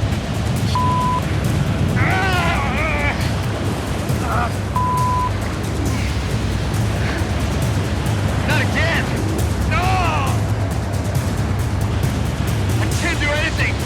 Devouring him! Watch out, guys! The sharks are getting too close! Oh my god! My poor fish! It was a beautiful black Karati, but the sharks are all over it. Oh no! The shark took the lure! Damn it! Come on, shark! Spit the lure! Get off! Watch out! The shark's headed right for you! Get back, guys! Get back!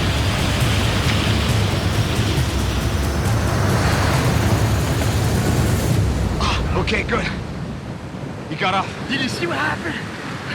I was fighting the fish. I had the fish I wanted on the line, and they devoured it right there in 3 feet of water. They ate the entire fish all the way to the point that he actually got hooked on the lure. Then they took the lure, and then the shark came all the way here on shore because it was chased by another shark, took off over there, freaking out, and I broke my lure. There was another treble hook right here. Can you believe it? Unreal. Oh man, poor Karati. Hey Jody, I had the black Karati, I had it. That's fantastic. Only for a few moments though. The sharks took it away from me. But right at my feet, I was so disappointed because I had this fish. I wanted to hold it in my hands and I wanted to show you. They're there. You know? Oh, that is great news. Healthy ecosystems, healthy coral reefs need healthy predators and vice versa. So this is a great sign that the ecosystem is in good shape. It is. And I think French Polynesia is doing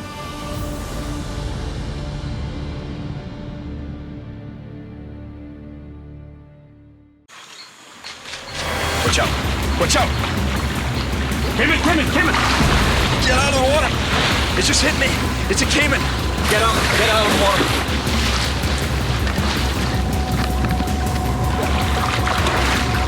Get out, man. My name is Cyril Choquet. I'm in the heart of the Amazon jungle, in search of an enormous wolffish, a ferocious predator with a reputation for causing accidents among the region's locals. And to find one, I have to make my way through this hostile environment. It's a cayman. Look at the teeth. Grabs. And even find a way to survive in the jungle. That's a huge fish. I have to swim in waters infested with piranhas, and where caimans, stingrays, and giant anacondas lurk. What was that?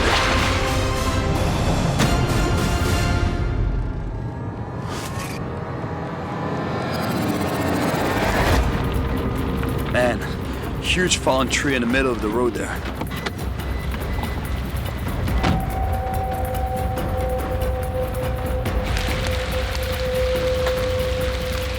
I guess it's a good thing I sharpened my machete. Voila! Because the only way to get through is to clear the road.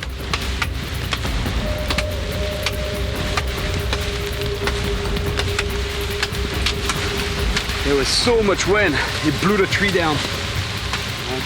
This trip is starting well.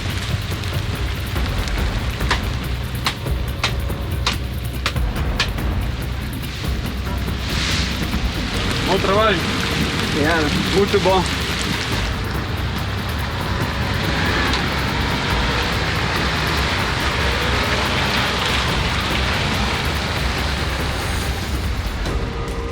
To a place known for its monstrous wolffish. It's a huge web of interconnected rivers in the southern part of the Brazilian Amazon. I've been driving for over 24 hours without a break. The weather's been crazy. Torrential rains have made this road nearly impossible to drive on. Here we go again. And I've got into winds nearly as strong as a tornado. At the end of this endless road is a place where Gustavo, a contact of mine, left a boat in the jungle so I can go chase these fish. Weighing up to 90 pounds, the wolffish, also known as Aimara or trairão in Brazil, is a true hunter with jaws full of sharp teeth. This fish even has a reputation for being able to swallow whole one of the Amazon's most ferocious predators, the piranha. According to my GPS, I should be really close to the spot where the boat is heading on the river. But I've gone as far as this trek can take me. Yeah, the boat should be straight down that way, through the jungle.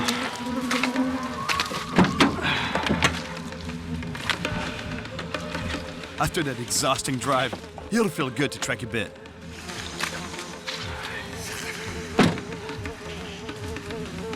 I come to the Amazon a lot. And I've been to other jungles around the world as well, so I have all the required shots. But even with the strongest mosquito repellent, I'm still getting eaten alive here, with each bite potentially carrying malaria, dengue, or yellow fever.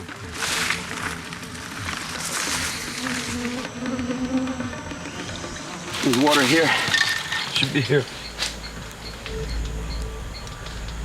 Yeah. The boat should be right around here somewhere.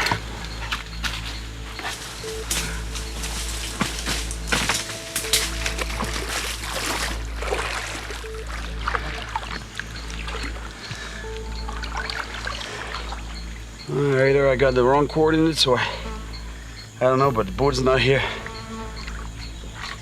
Yeah. Maybe around the bend there. It's not there either. Man, I don't know what it did. It's supposed to be here. I double-checked my position on the GPS, but it's getting pretty obvious. Man, that's really not the plan at all. It's gonna make the fishing impossible, I'm telling you. I go down the shoreline a bit, in case the boat got untied and drifted away. The spots that I plan to fish are far, very far upriver, and without a boat, getting there will be nearly impossible. Watch out. Watch out. Cayman. Get out of the water. It just hit me. It's a cayman. Get out of the water.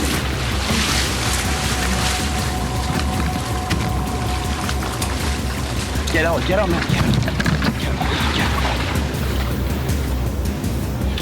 out. He hit me in the legs. Are you okay? Yeah, I'm good. Didn't bite. I think he just freaked out. He must have been laying on the bank and saw us, heard us, took off in the water because that's how they escape. That's how they run away from danger. Man. Whoa. And he hit me right in the leg. Sure you're okay? Yeah, I'm good. I'm good. You okay? Yeah. You didn't touch it, right? No. Yeah, you fine? Sure? Yeah. Welcome to the jungle. Now it's obvious there's no boat around here.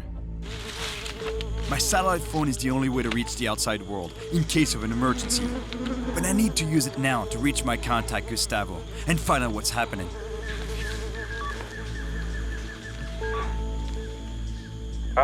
Alô, Gustavo? Oh.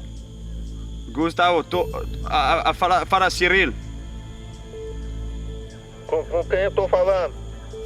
Cyril. Estou falando da mata. Estou agora na mata buscando o barco, mas não encontrei o barco. Não, o barco tá aí, tá bem agasalhado. Eu amarrei na mata, tá bem escondido. Estou lá no ponto GPS que me fale. Então roubaram o barco, tava bem escondido aí, tava amarrado na mata. Alô.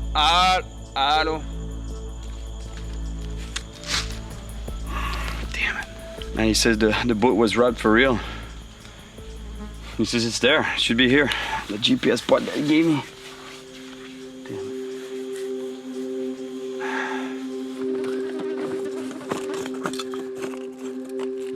Even though the best spots for wolffish are way upriver, I might as well see if I can catch one here. I'm not sure how I'm gonna get upriver on foot. The jungle's too dense, and the riverbanks are too muddy.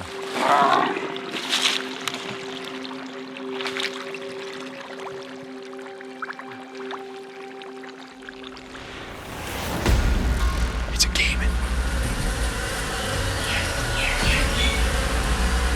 It's a spectacled cayman. Dangerous, but not as scary as the one that just hit my leg.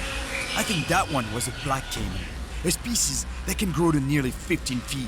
Man, he's getting devoured by bugs. At least I'm not the only one. Man, those things are relentless. The bees, they keep attacking his eyes.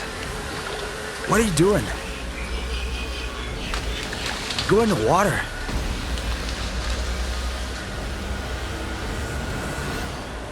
I know the Amazon jungle well, but every time I come here, I'm reminded how hostile it can be. Even predators at the top of the food chain aren't left alone, and humans, even less so.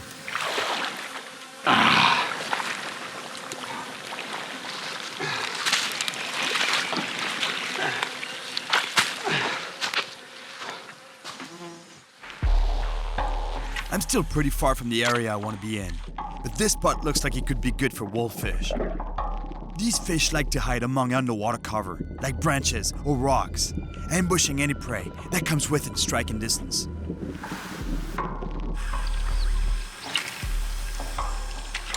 So I keep casting as tight as possible to the trees on the bank.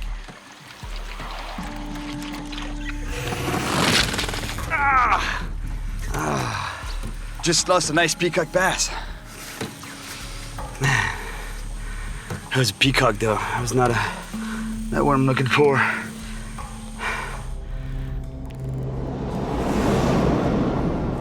I have to set up my hammock before dark. Once that's done, I'll try again for wolffish. Sundown is peak hunting time for these predators.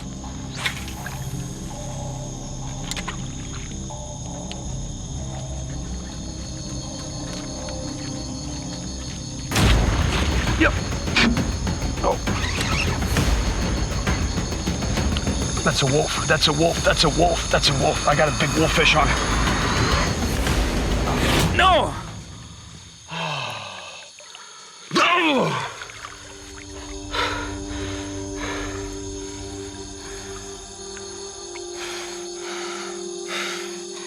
That was a big wolffish. But he just got off. I'd keep fishing, but it's just too dangerous to wade in these waters at night. Finally away from the bugs. Man, they're relentless. Relentless. They're destroying me. I don't know what's happening. I've never seen them as intense in the Amazon.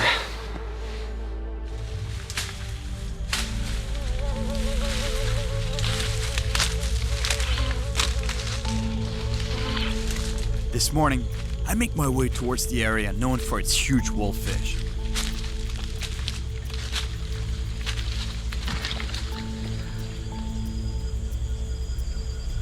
Look at this river.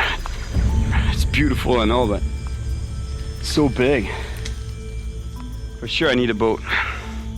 And the shoreline, the shoreline's so steep, dense, vegetation, inaccessible. It's gonna be tough. All right, let's go for it. Let's find a place where we can fish. After following the river upstream for a while, this looks good here. I finally find a spot where I can fish from the bank.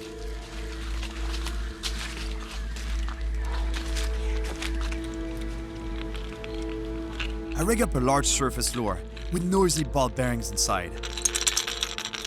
By making it move in a zigzag, this lure is excellent for triggering ferocious attacks by predators like wolffish.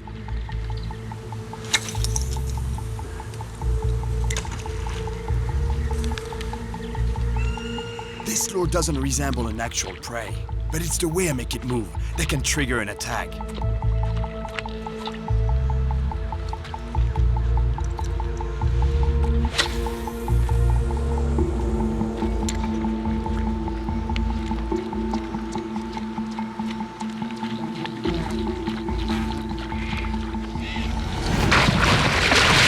There we go.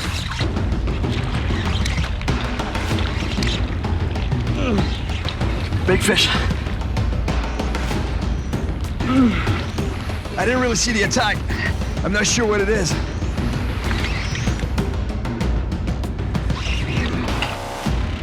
That's a huge fish. That's a big fish. If it's a trio, a wolffish, it's a giant one. Oh man, stuck on the rocks. Oh no, it's a payara. It's a vampire fish. Big one.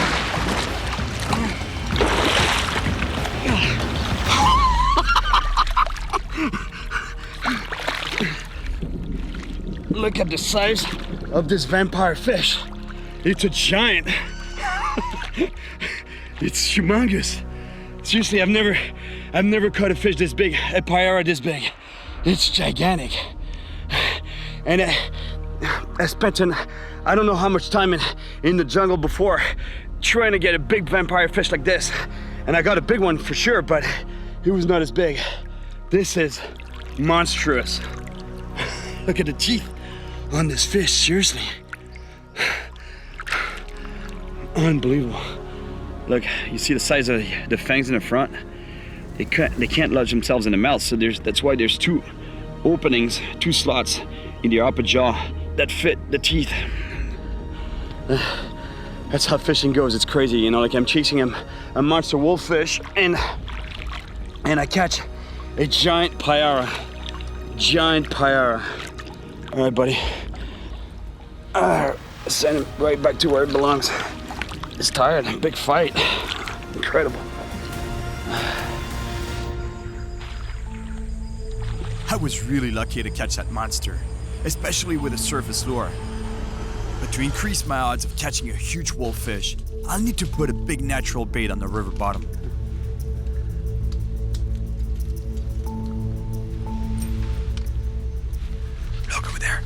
That's the bait I'm looking for. Matrincha.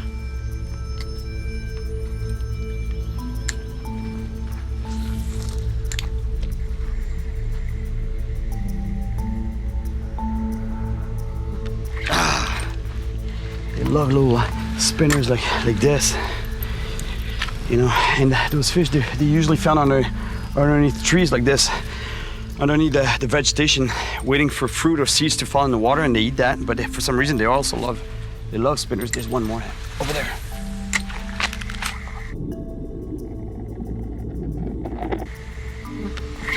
Oh man. Come on, I can't even catch bait. Sometimes catching bait is even harder than catching the fish you want.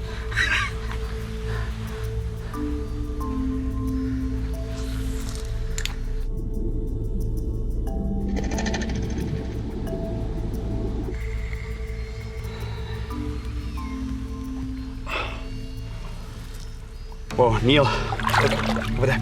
Look. That's good bait right there. Oh man, that's really good bait.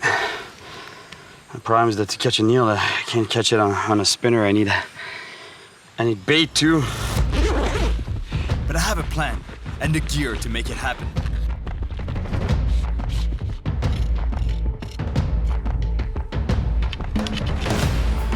If there's one eel in the area, it means there must be others.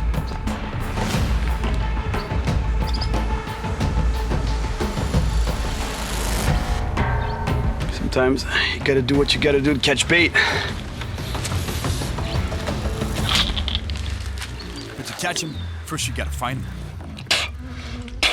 One good thing about getting in these murky waters is that the bugs will leave me alone for a while.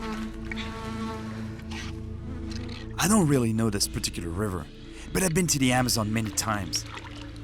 It's rare that animals will attack humans, but you have to keep your guard up with caimans, piranhas, electric eels, and stingrays around.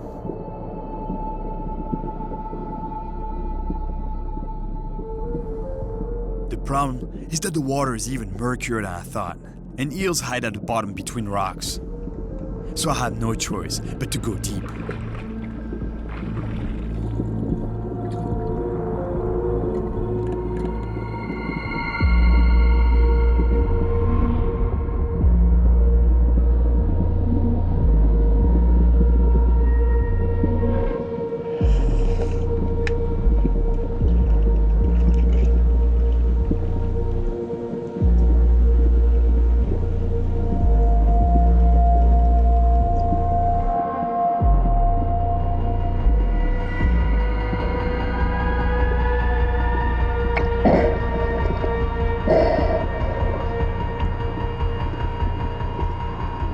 Spot one. Right there. It's not as big as I'd like, but I need bait. It's swimming to deeper waters. I can't let it escape.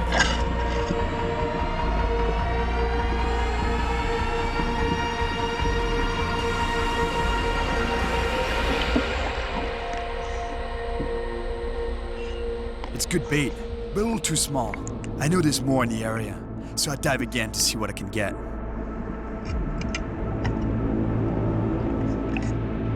I've just spotted another one.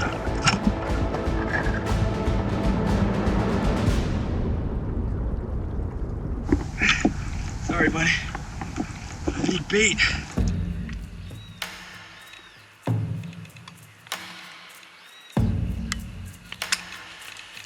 When looking for a rare monster in such an isolated part of the world, it's about putting the odds in your favor with no compromise on the gear, especially high-quality line and hooks. And here I have a metal leader because I'm telling you, the wolffish, they have such nasty teeth that they can go through any kind of line. Here, a swivel and a 50-pound fluorocarbon leader attached to the main running line, which is 40-pound braided line. Now let's go try to catch a monster fish.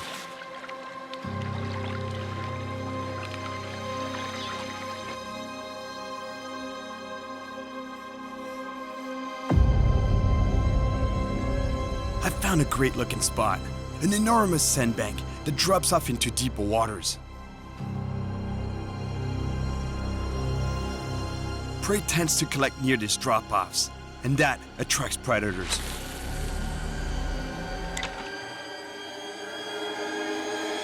Thing I got to be careful about though is sandbanks like that is a perfect environment for stingrays. Freshwater stingray venom hurts so much that these animals are one of the most feared in the entire Amazon. Right there, stingray, look. Oh, man. Took up from there, it was buried in the sand. That's exactly what they do. I mean, they love sandy areas like this. That's where they live. And the shallow, sandy areas like this is, I always see stingrays in those type of environments. I guess it's the sun, you know, because they sun themselves up on the beaches, like on the sand. When I walk around, I gotta be really careful. You don't want to step on a stingray. You really don't. Its venom causes such intense pain that locals even nicknamed this animal the "wish you were dead fish."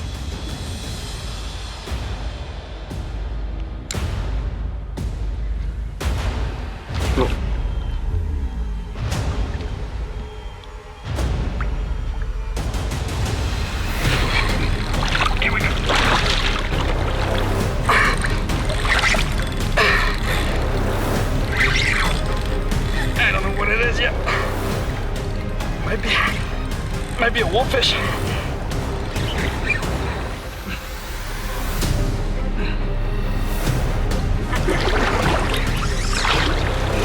Yeah, it's a wolf. Exactly what I'm looking for. But this one is not that big.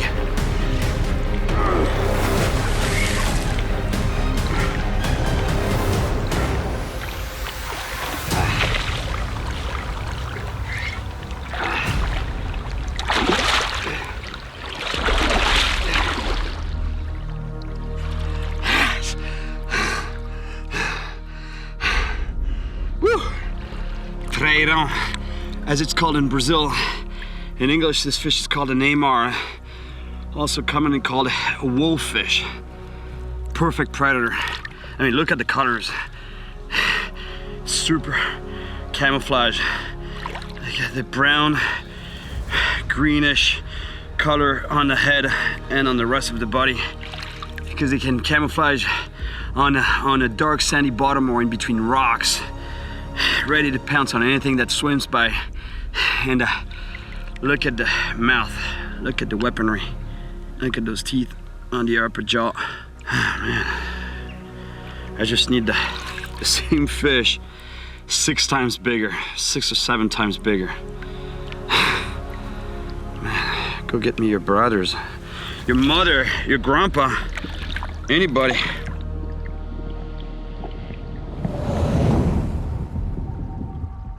That was a good spot, but I think I'll find even better ones around the islands in the river. But to get there, I'll have to swim to them. Yeah, I think I can cross to the other side here. This current, but it doesn't seem too bad. And I see some rocks over there. It's good. All right, it's doable. All right, let's get some dry wood.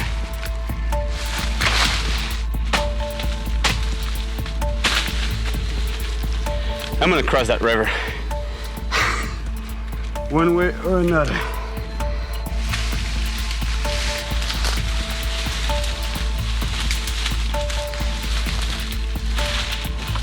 I can't swim with my bag. It's too heavy. So I make a raft for it.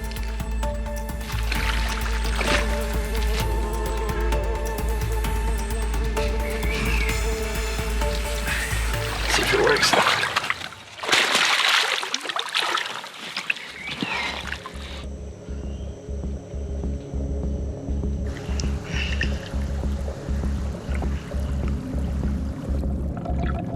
I've done this many times, but the water is moving faster than I thought. I have to make sure my crew and I don't get swept away.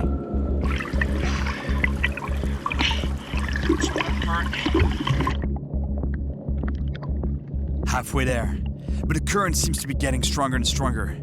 I hope this wasn't a mistake.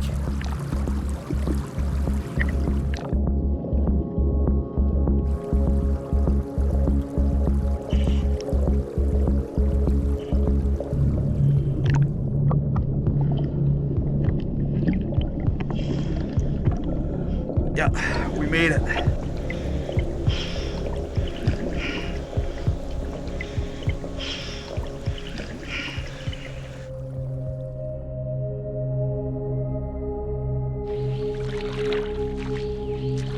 This is such a big river.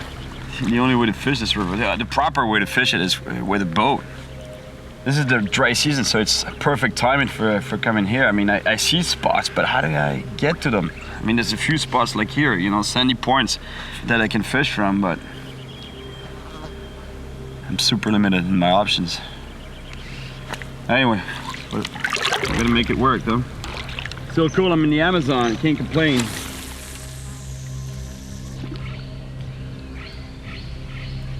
To be able to cast into the deeper part of this pool, I need to stand on the sandbank. But the water's kind of murky, and I can't see the bottom. I'm worried there might be stingrays around.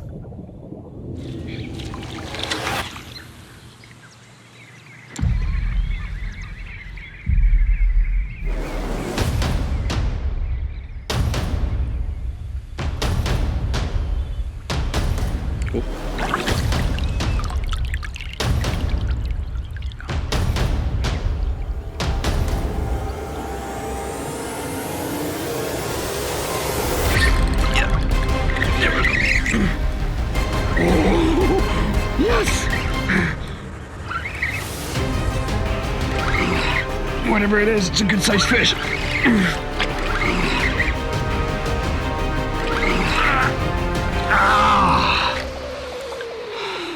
Broke me off.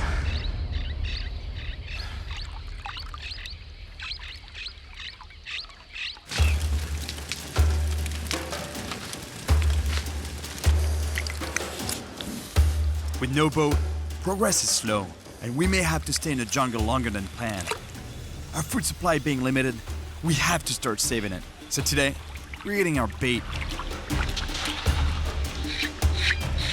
Taking most of the slime off, you know, because they have that protective slime on the body so that they can slide right through the water.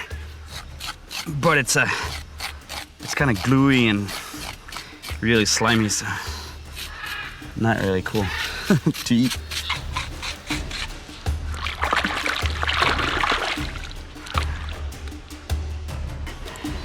I'm not sure my crew is looking forward to this. You guys are gonna enjoy this.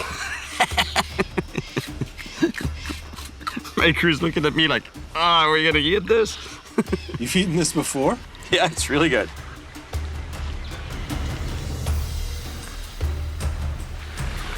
It's starting to look pretty good. Oh yeah, it'll be awesome. Cooked to perfection. You don't want to cook it right on the fire or right on the flames. That's why I removed the burning logs there and just put it in the hot coals. It looks great.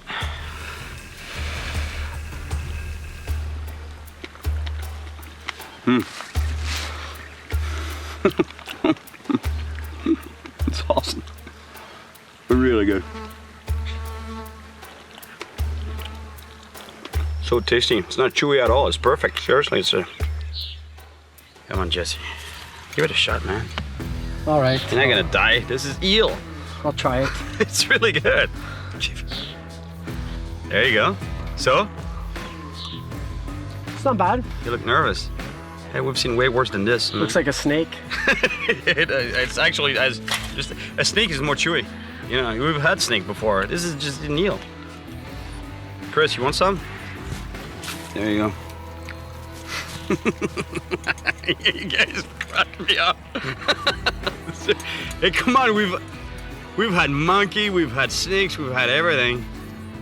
Insects, and you're grossed out by an eel. So, another piece? Yeah. There you go. That's my man. Oh, it's good. It's not bad.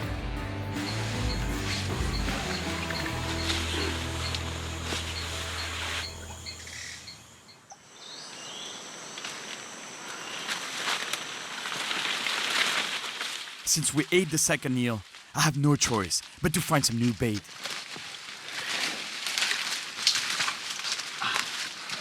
Yeah, over there, exactly what I'm looking for.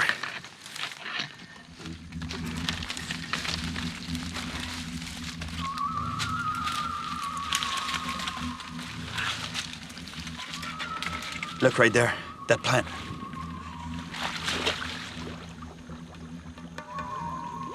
Yes.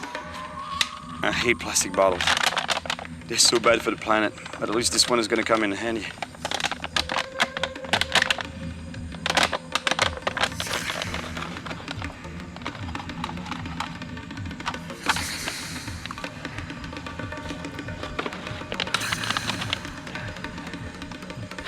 There you go. You see where I'm going with this? This is a makeshift bait trap. The idea is that I saw this plant here, which is the perfect environment for the kind of bait fish I'm looking for. And I saw there's a bunch of them on the surface there. I'm gonna put some bait, small bait like rice and stuff, in the bottle. This will be totally submerged in the water. The bait fish see the bait, but more so they smell it. So they go around the bottle trying to get in the bottle, trying to get to the bait, and see it as an opening that they can fit through. So they go right through here, and then they get trapped. That's it, they can't get out. But first I gotta get in the water and get close to those plants there.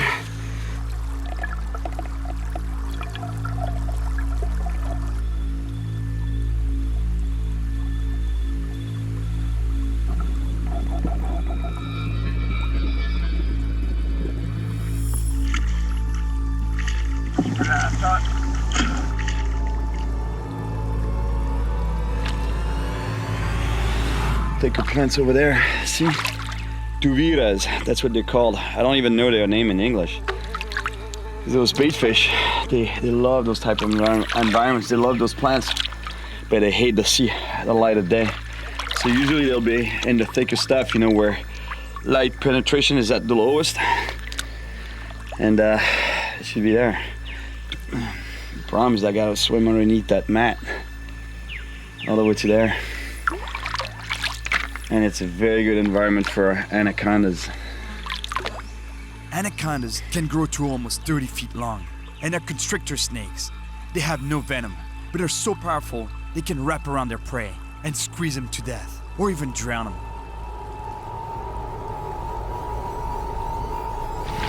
What was that?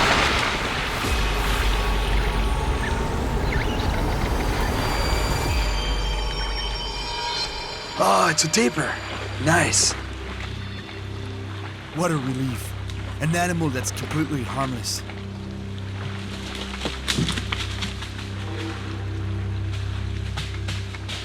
Here. And swim down there.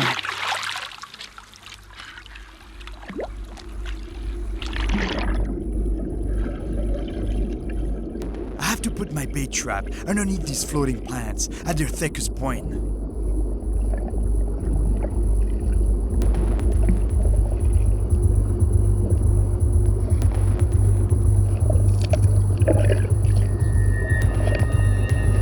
It'd be nearly impossible to get up to the surface to breathe here. The plants are too thick.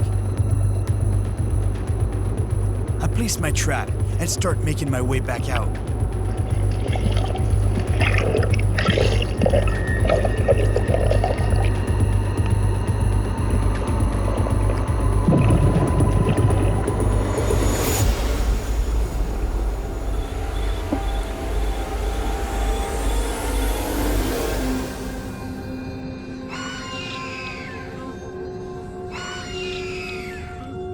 I have to wait a bit to see if the trap works. In the meantime, I'll try to grab some sleep. But with all the bugs around, it's pretty tough to nod off.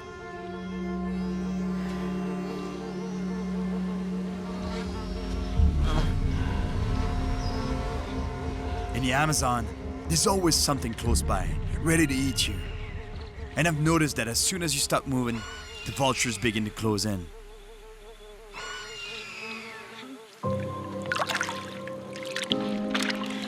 There we go. Oh. Yes! Check this out. Check it out. You see them? Devours. That's the fish I was chasing. That's exactly it. Oh man. All right, let's get out of here. Let's go fishing. I might have some bait fish now, but only 2 of them. I hope this time I don't get broken off. Otters, that's cool. They're gonna spook the fish though.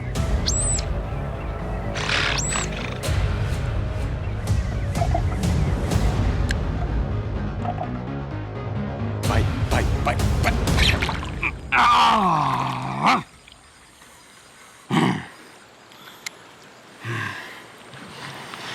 Oh man, there's some teeth down there, that's for sure. Check this out, they took the bait. The otters are coming closer. The fishing is done here. I'd better make the most of my last bait by finding another spot. So I get back in the jungle, but it looks like it's getting even more dense. The crew and I are getting tired. It's been pretty intense, and the bugs have been relentless. It's time I find the monster wolffish I'm here for.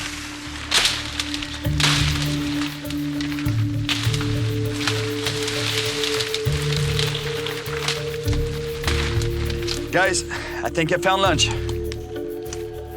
You see this tree here? It produces a nut that grubs feed on, and we can eat those grubs. Get some protein for you, my friend. Oh, nice. No. No? Oh, there's one on top, look. Oh, yeah. There we go. That's what we need.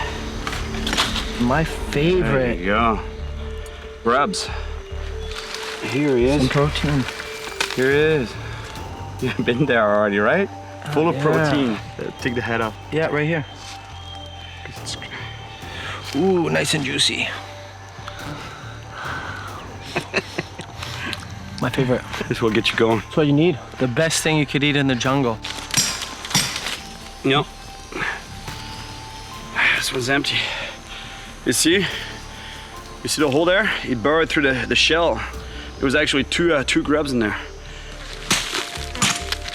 Oh yeah, there's a client in there. Come on, buddy.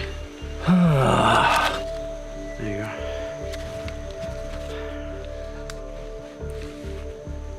Delicious. It's good. Yeah. Tastes like a grub from the Amazon. All right, let's keep moving. Let's go. Yeah.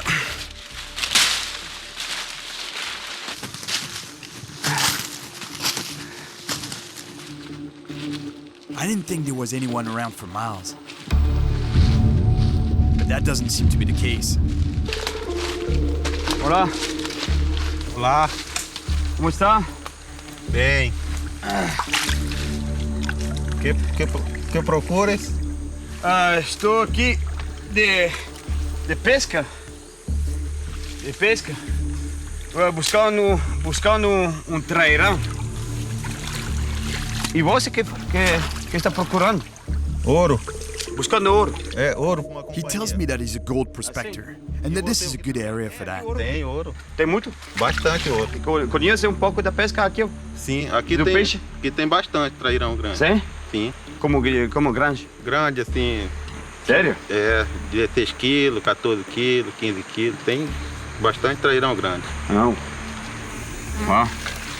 Agora já tem He says that in the past, there were so many wolffish that locals wouldn't even wash their hands in the water at night for fear of being bitten, a fate that happened to his friend. Atrás tinha bastante.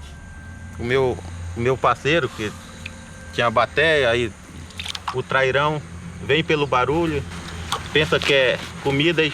Sério? Sério, aí bacou a mão dele. Atacou ele? Atacou. His friend was panning for gold. He was standing in the water, up to his knees. As he moved the pan around, a wolffish was attracted by the splashing and the reflections that the pan made. The wolffish slowly approached the pan, mistaking it for prey, and it attacked.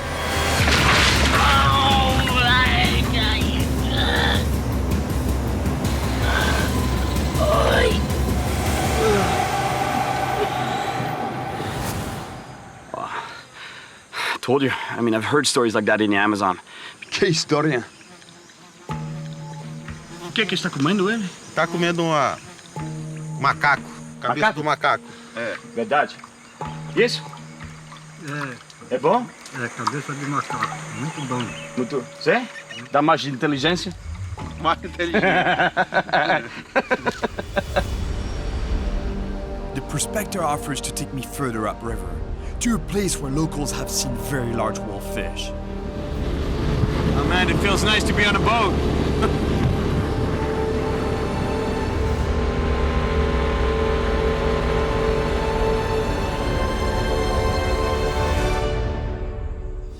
It's a piece of land that juts out into the river, surrounded by sandbanks that drop off into deep water. I may only have one bait left, but at least I'm sure it's the right kind. The last one I cast out was taken right away.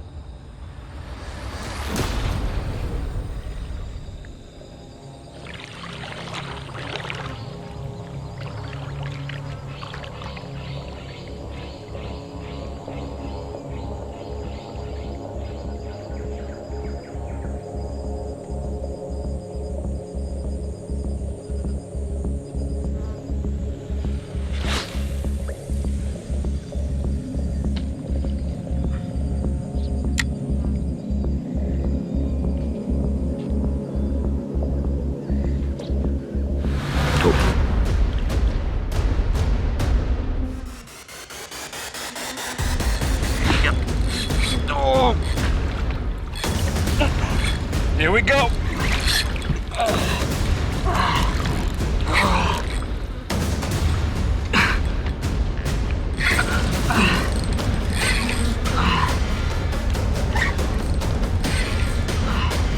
Come on, fish. Come on, fish. Stay here. Really big fish.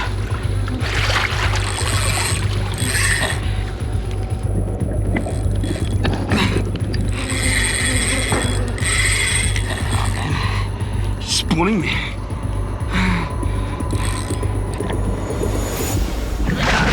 Oh yeah, it's a trail. It's a big one.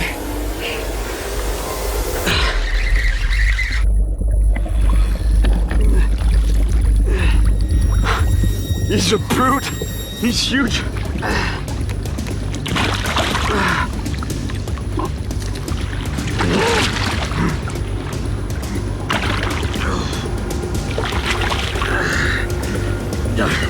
Big fish. Oh, unreal. Look at the size of this wolffish. Look at the size of the Samara. It's huge. It's massive. Oh man. It's exactly what I wanted. And look at the size of its mouth. And check this out. I mean, look. It's humongous. No wonder it's called a piranha killer. For sure, it can crush an entire piranha, but not just piranhas, I'm telling you. This fish can take any kind of fish, and even small animals. Not a problem. Man, that's a beautiful fish.